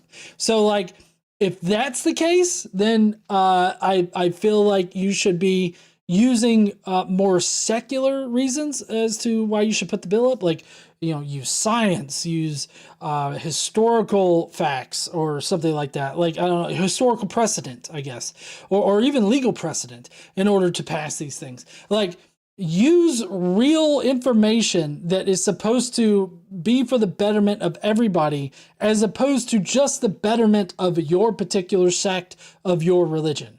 Like, that's what I would expect out of Christian lawmakers, to divorce your idea of the very subjective and specific parts of your religion that you adhere to because it's part of your religion, and divorce that from your lawmaking capabilities.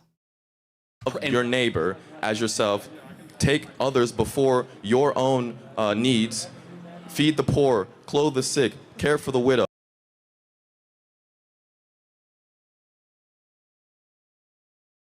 Uh-oh.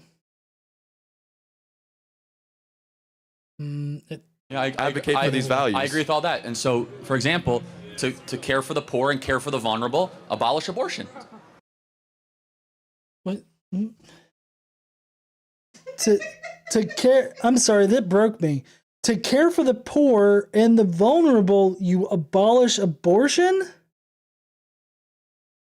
how does that have? I love this guy's like reactions. If you look at his face right now, he's like, the fuck?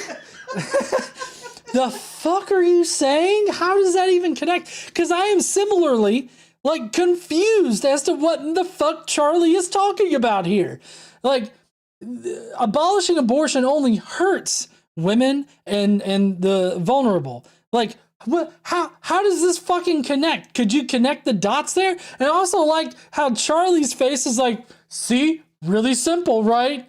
Like, no, Charlie, connect your fucking crazy ass idea here. Maybe he will. I can't remember. Right. So, right? just definitely hurt women and children, right? Abortion is another issue, but what about the living right now? Because you don't seem to be for raising taxes on billionaires. Of course not. Why would I? So if you want to legislate, I mean, why would you want to, like, I mean, I feel like just taxing billionaires appropriately would be appropriate. Like, what does fucking Bezos need with a second support yacht for his mega yacht? You know what? Why not tax him at like a really high rate after like $100 billion in revenue, like in profit a year? Like, well, what the fuck is he gonna do with that extra like bit of money that he would get after $100 billion? Do you really need $100 billion a year? Do you know what I would do if I had $100 billion a year? I wouldn't fucking work the rest of my life, and I would still be able to do all of my philanthropic shit that I have in my head that I would love to do. There's a lot of things I'd love to do with $100 fucking billion, but if I made $100 fucking billion or more every year, I would definitely expect to be taxed appropriately so that we can like reduce the debt. We can, feed poor children. We can feed poor people in general. We can help, the elderly in our country get appropriate medical care. We can support our veterans. Like, it just amazes me that Charlie Kirk's like, well, why would I want to tax billionaires? Because you don't need over $100 billion a year every single year for the rest of your fucking life. That's why, Charlie. Yeah. Woo-saw. I feel like billionaires in general, like being a billionaire, is a bit anti-humanistic in this current, like, state. Morality, abortion. I want to curb the sin of greed. But so you want to curb the sin of greed by taking other people's stuff? That's pretty greedy of you. No, it. No. It's not. That's not greedy. Greedy would be taking all of the money. Taxing billionaires appropriately is not being greedy. It's being even fucking handed. It's not. There's not. Okay, this is an ad. Blah, blah, blah, Fauci, something or another, COVID-19, I really need... Huh? 7:35. Oh, okay. Yeah, I was just gonna fast forward until he popped back up on the screen. I fucking hate his dumb face. Here we go. Just to be clear, the data shows is that the taxes, past 40 years, the wealth in this country, the wealth inequality has increased, which is the top 1% has grabbed the wealth of the majority bottom. Yeah, he's making a really good point here because like the wealth gap has only increased and it only got worse during COVID, and like the lower income individuals, they've stayed like really low as billionaires have increased their wealth time and time again. And so like I feel like this wealth gap that exists is fucking disgusting, and that's anti-humanistic as well. Like to hoard that much wealth is disgusting to me. Like, you're trying to tell me you need to like fire half of your workforce or reduce the reduced bonuses for your workers, but then you're gonna surprise yourself with a bonus so you can buy a fucking Lambo? Go fuck yourself. There are reasons why that's happened, but just why so is we that are happening? clear, Why is that happening? I'm happy to explain that. Just to be clear, saying we're going to just raise tax on the billionaires, that statement, you just violated 2 out of the 10 commandments. That's not So fucking what? Yeah, that's a good point. So fucking what, for one? Also, which two? I can't think of which. I think he's gonna tell him. Okay, maybe he'll say. I'm trying to figure out which two he could be talking about. Coveting your neighbor's shit, maybe, and then there's like thou shalt not steal. Yeah. Well, I mean, Charlie Kirk, like in saying that billionaires should be able to keep all of their shit and us not tax them appropriately, I think that you could say that he violates a few other things, like by keeping that. true. Thou shalt not steal and thou shalt not covet. Fuck yeah, we got it, honey. Boom. But so taxing people appropriately in the society that they reside within is not stealing. All right. I do not fall in line with the dipshits that say that taxation is theft. That is just fucking stupid. And I believe that this guy is going to point this out here in a second. There are certain public services that are provided to everybody, and everybody should pay their fair share of taxes that we all benefit from. And the problem right now, though, is that the conservatives, the Republicans, the Christian Nationalists, they want to overtax the lower class, the working poor, the elderly. They want to tax all of those people more to pay for the tax rebates and benefits and everything like that, deductions that they're giving to the rich people. They're giving the rich people more money. Those fucks that are making like over $1 billion a year that they're never going to be able to spend except on like weird fucking shit out there, like fucking Epstein's Islands and shit. Like, that's what they're providing those people with more money that they will not be able to spend and that they will only be able to hoard. That's what they want to do. So yeah, like Ketamine Karen. That's Elon Musk for anybody that might be watching this without the pretext of it. But it's just crazy to me to sit there and be like, yes, billionaires should have even more billions, while at the same time taking more money from the poor, from the poor and vulnerable portions of our society. Like, the rich shouldn't be taxed, says the rich white guy. yeah, the rich white guy is saying, no, the rich shouldn't be taxed. What are you talking about? Fucking shut up with that bullshit right there. Miss me with that shit. Yeah, miss me with that shit. I like that. Yeah. No, I remember that. We're going to go take other people's money. How is that stealing? Because it's their money. We live in a society that is run by taxes. How is that stealing? Well, taxations are a form of theft, definitionally.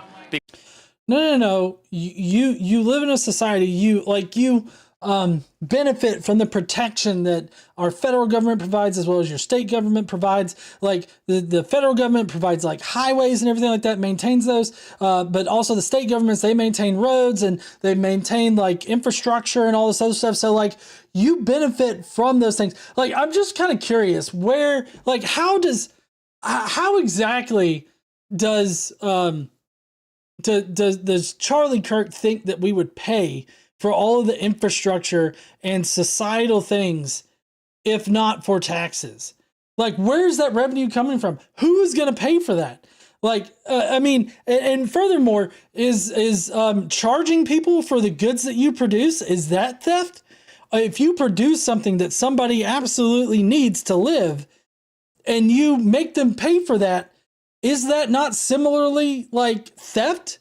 Would that not fit the definition, his definition of theft? Because we are forced to pay taxes through like the law, and as part of this society, we have to pay taxes and all that.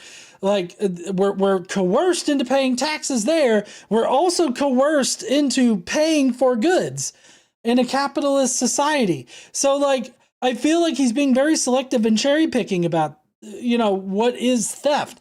And if you're going to define theft into this nebulous term that just means anytime you have to pay any kind of money for anything, then would you not be participating in theft to work a job and expect to get paid for that job?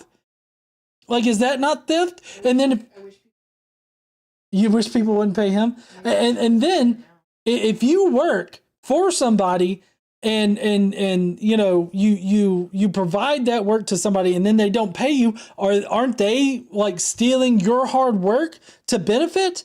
So like, I feel like this eventually devolves into like a paradoxical sort of definition here where everything is theft. Everything is theft. We're stealing all of your shit.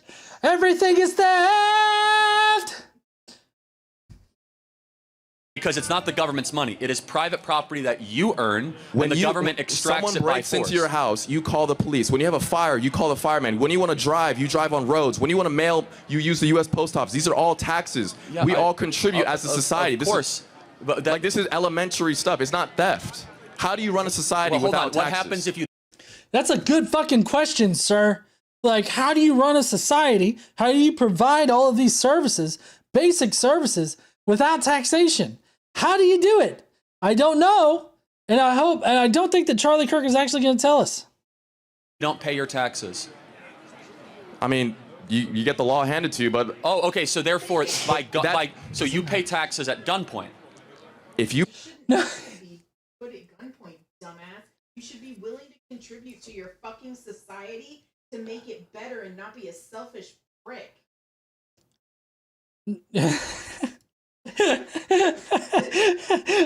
I'm so sorry. I lost myself there. What the fuck happened? I blacked out. I just really dislike these people. They're such assholes. Yeah. Oh, man. Break the law, you should pay the fine. No, exactly. That's the point, is that taxes are not voluntary. Nor do I think they should be voluntary. Well, so under, again with the nebulous definitions and the nebulous, like, descriptions of things, if you know, we're just as forced at gunpoint to follow tax law as we are to follow any law that exists in our society. The speed limit. The speed limit. You're forced at gunpoint to follow the speed limit?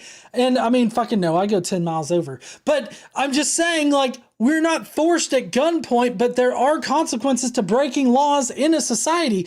This has been the way that society has always worked, all the way back to like fucking Mesopotamia and shit. Like, there's always been laws and rules in a society. So I don't know what in the fuck you're talking about, Charlie, because nobody's forced at gunpoint to do this any more than they're forced at gunpoint for any other set of laws in any society.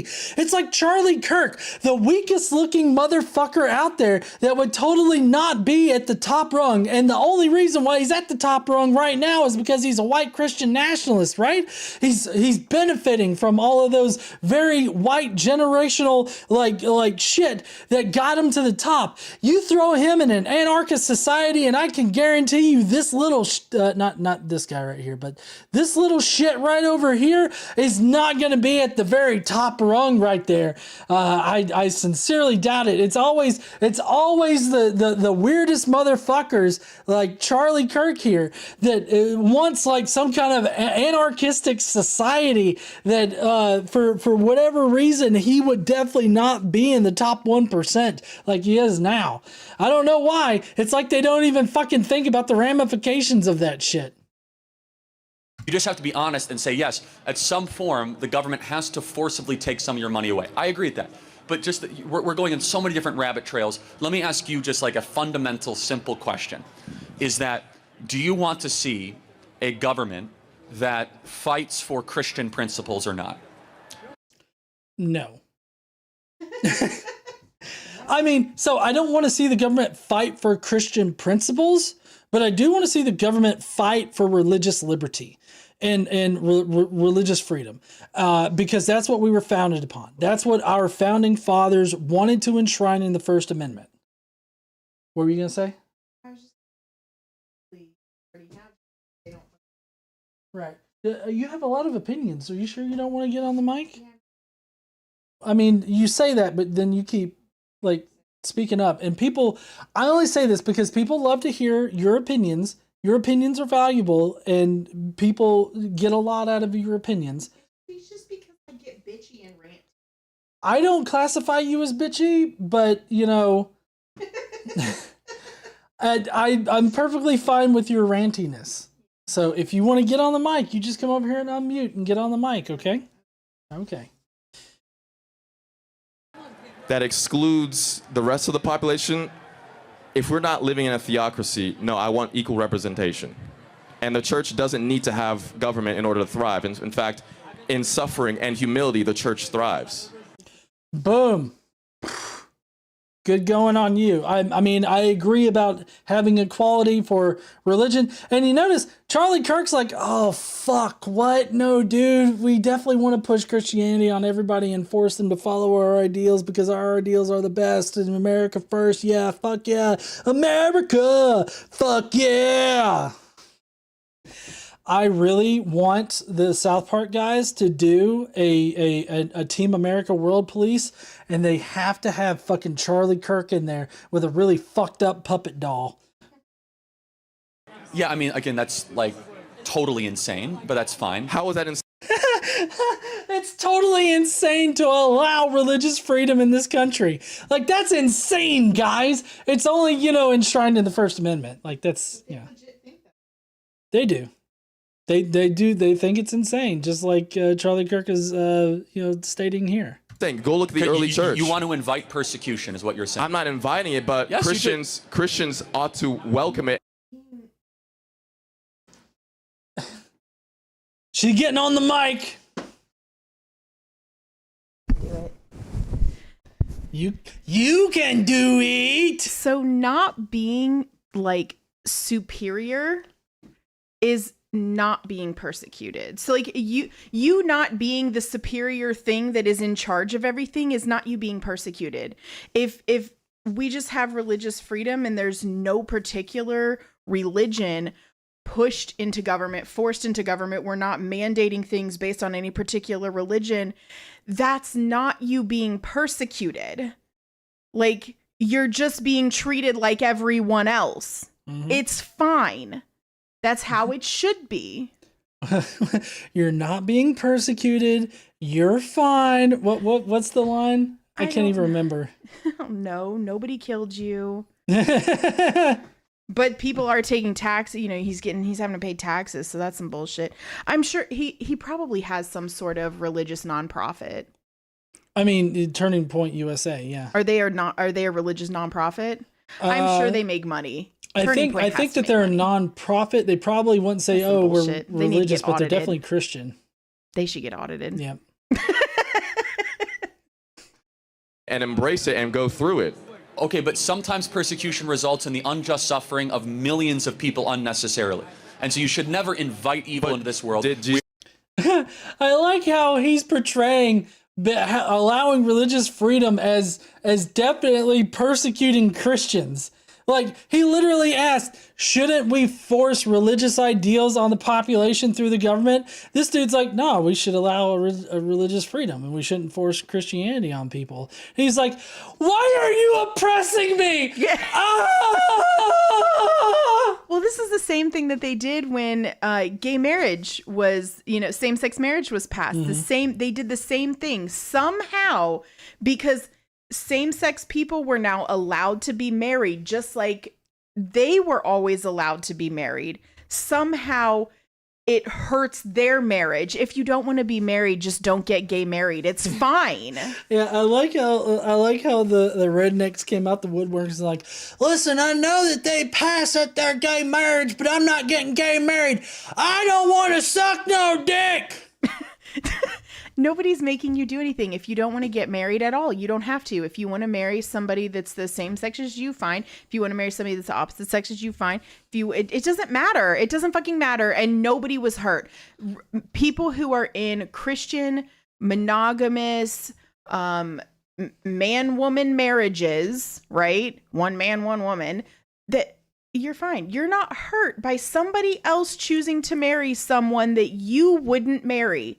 Have your own marriage. Mind your own fucking business. I really like it whenever they do those man on the street sort of things on like TikTok and everything.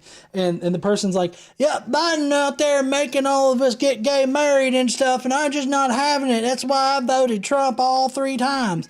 And, you know, the person's like, oh, Biden was forcing you to get gay married. So you're a gay married man now. And he's like, well, no, I mean, I'm not gay. So I didn't get gay married. But, you know, they was forcing that on us. How'd they force it on you? Well, you know, they allowed it. For people who wanted it. I don't know. And if you didn't want it, you didn't have to do it. So it really doesn't fucking apply to you. Yeah. They're mad that other people have the same rights as them. Yes. And that having the same rights is not persecution. Yeah.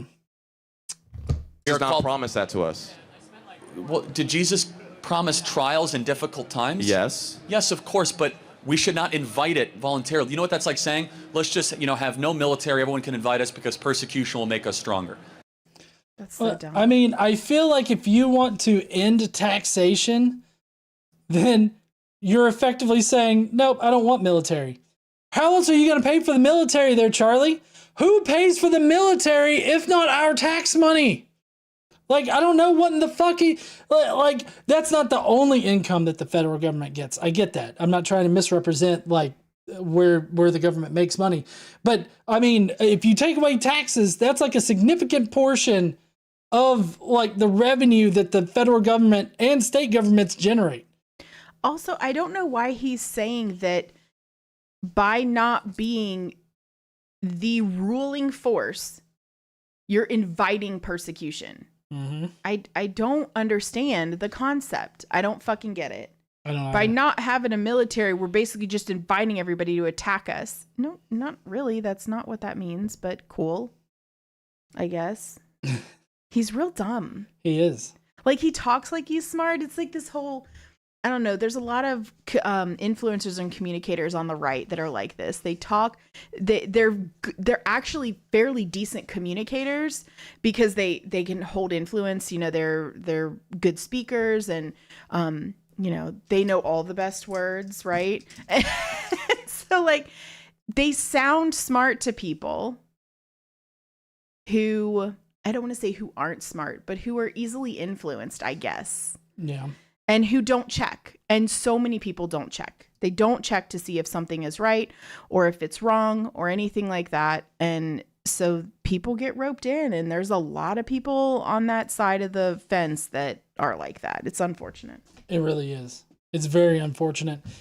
All right, let's see if we can finish this out. We got a little bit, maybe 2 minutes left. Okay.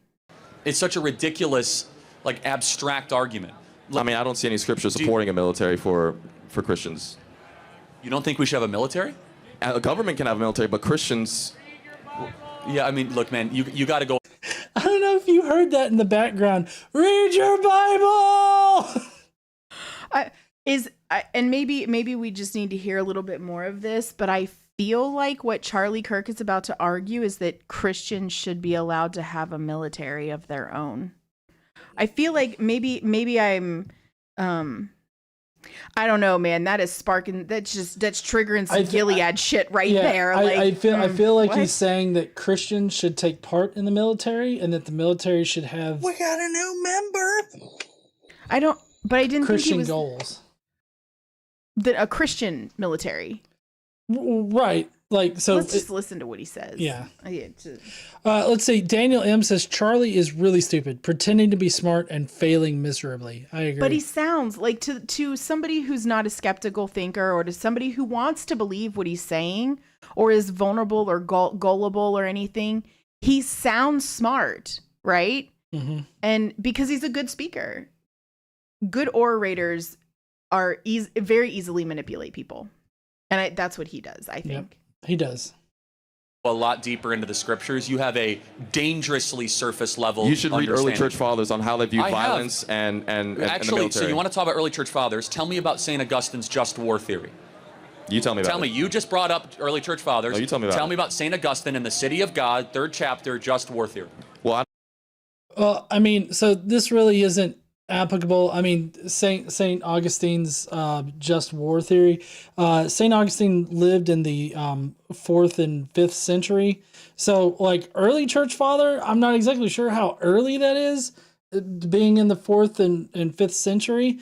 But in any case, so the just war theory is that, you know, it's okay to kill people during war, and the only reason why you should do war is if your government or the ruling body is going to war, you're being commanded to go to war, and the war is a just war if it's meant to like punish evildoers and right wrongs and all this other stuff. And so like Christians are mandated to go to war in certain instances. I mean, that's all that it says. But I feel like this is really missing the point of like there being a Christian army, because like the dude asking the question said, I don't think that Christians need an army. And Kirk followed it up with, you think we don't need an army?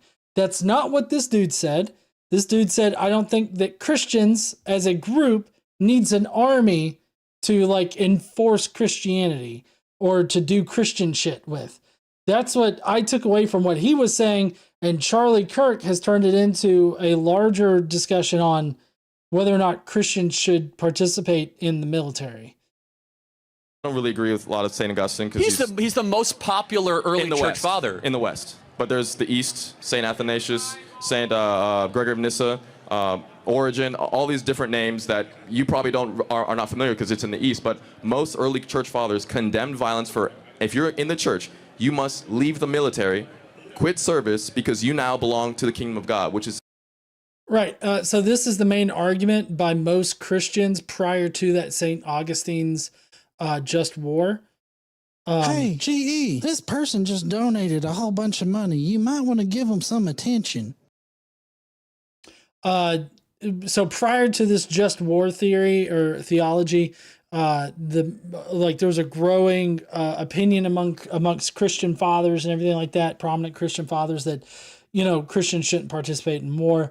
Of course, this set up, you know, an entire theology for, you know, like the Crusades and like, you know, the conquistadors and everything like that. So Deviant Outcast says, I don't think they are necessarily good communicators, but they are good influencers. Not a critique of KC. I just, I'd never, just a thought, KC rules. No, it's a fair critique, and communicators was probably the wrong word. I think what I'm trying to get at is they're propagandists. They're good speakers, good orators. They don't, you know, they don't stumble over their words, you know, like I just am, but like I just did, but they're very good at that. And so I agree with you. I think it's not good communicators. I think I used the wrong word, maybe orators. Does that hit better? Like, I think that hits a little different. Yeah. They're good public speakers. Is that better? I still think they suck. They're good at the rhetoric. They're skilled. Yes, they're skilled at influencing people. Is that rhetorician? I don't know. I don't know. Let's just make up words. Yeah. Why not? Operates on a different do you agree plane. with that? I agree that if you're a Christian, you have no reason to commit violence for any reason at all. I think that's insane. Honestly. Just look at the example of Jesus. Was he put on a throne, or did he embrace the cross? He turned the cheek, motherfucker. Jesus got slapped and he's like, you missed a cheek. Because at the end of age, Jesus will come with a sword to judge. Are you reading Revelation literally?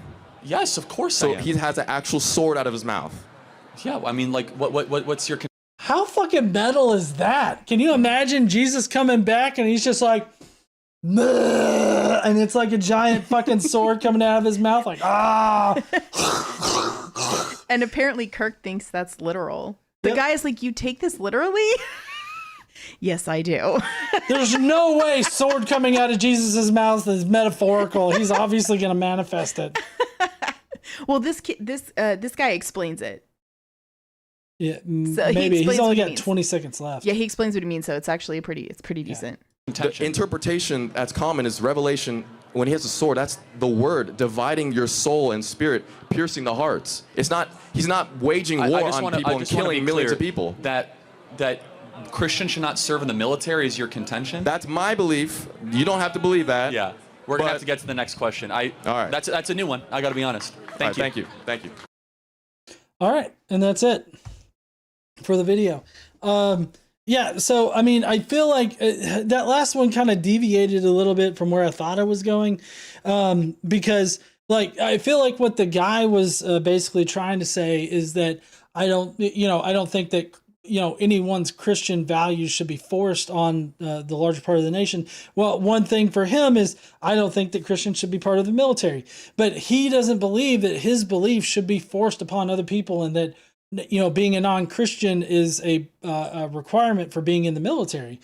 There are plenty of Christians in the military. I mean, I would say probably a majority of the military are Christians, because a majority of America are Christians.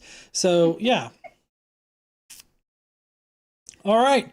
Well, that's going to be it for the show tonight. I do have the Skeptic Mafia comments to get to here in a second. But if you're leaving out right now, really appreciate you stopping by. Be sure to go down below, leave me a comment with what you thought about tonight's live stream, about all the comments that we read, about the news that we went over. Let me know what you think down below. And while you're down there, why don't you smash that like button and subscribe if you like this kind of content. And don't forget to stand up and use your voice. Bye, heathens. But don't go! We got the Skeptic Mafia to get to, which we do have some Skeptic Mafia comments. We've got about 4 of them. Okay. And if y'all want to join the Skeptic Mafia, you can. And you can, it allows you to vote. John puts up a poll every week before the live stream, and you guys get to pick what video he's responding to. So you have to be a member. What's the member level for that? Mafioso. A mafioso member level or above, and then you get to. But if you just like the emojis that you see some people putting in the chat tonight, you can fucking get that just for the lowest shill level. Which just like with my hat here and the juxtaposition and everything like that, how that tickles my brain. That's why I called the lowest level shill, because like it's literally, it's like less than a Starbucks coffee. Well, why do TikTok influencers like always compare shit to like buying a coffee? Like, oh, this thing right here costs less than your morning coffee, so buy it from my link down below in the shop. I mean, I make better coffee. You do make better coffee. There's no replacement for your coffee. I know. All right, so we got the Skeptic Mafia comments. Tomato Goes Zoom says, "Oh, Chuck, I'm going to leave this, or I'm going to have you hand over your Christian card now." I see the gun. Who's the character? I'm not sure who the character is, but I'm sure that Zoomy will put it in the chat. In the chat there. Yeah. Looks kind of like a Glock that they're holding, though. Oh, Philly wants to know when we're having our Zoom member. Oh, our Zoom. Our yeah, member I hangout. haven't done that. I haven't been up to date on that. I know it's been terrible. This year has been so much. It's been kind of crazy, and it's only going to get crazier throughout the year. So I'm not going to be able to do one for June because I believe tomorrow's the last day. Tomorrow's the last day of May. May. Yeah. Sorry. I mean, you could do one to. I don't know what you have planned this weekend. I have no idea. I don't really have anything planned this weekend other than just, relax and recharge for next week. So, I mean, I guess we could do something tomorrow. I don't know. Any of the Skeptic Mafia members that are in the chat right now that are mafiosos, would you be up for a hangout tomorrow? And if so, would sometime in the afternoon work for you? Like maybe 3 p.m. Central? Like, would that work? Let me know in the chat. If that doesn't work, let me know a time that would be better for you. But anyways, Zoomy continues with, "I really mean it, Chuck. That Christian card, hand it over. Christian nationalism is basically Nazism. And Nazis, according to you, were all atheists. So you have to choose one or the other. Do you want to be a Nazi or a Christian? Anyway, go ahead and lick that like button and lick the subscribe button, and fuck it, just give your phone one huge lick. Make sure you cover that bad boy in saliva. And remember, so gross. Casey is always right. I will listen to Casey. I will not ignore Casey's recommendations. And if this ever happens again, Casey will personally rip your lungs out." Oh my God. Fuck, that's like one of those comments I got. Jesus Christ. Remember to eat your fucking fruits and veggies. Drink some goddamn water, tomato out. That's what I've been drinking tonight is water. Same. Yeah? Yeah. I'm getting Jack Daniels here in a little bit, though. Next up is Trickster, who says, don't know if I can get drunk enough to watch this Pinhead for very long. I know that you haven't seen this, but I watched today. I watched the Charlie Kirk Cambridge discussion debate little presentation thing. Mm-hmm. The first 20 to 30 minutes of it is literally him being asked questions by the moderator, and at every single question he only presents right-wing propaganda. Every question is right-wing propaganda from him. That's his whole job. I mean, I know, but it's like you know how sometimes people will be like, oh yeah, here's this crazy thing, and it's easy to be like, yeah, that's a crazy fucking thing. But when Charlie says it, it's like, wait a second, what the fuck is he talking about? Is this real? And so every question I had to type in oh, what is the fuck Charlie Kirk talking about here? And I would have to get a whole readout about a summary of what the fuck this talking point is and why Charlie Kirk is wrong. So yeah. Anyways, but I will try. Gonna go into this one blind, so I'll just be surprised. GE. I can only take so much of this weird shaped headed little twerp.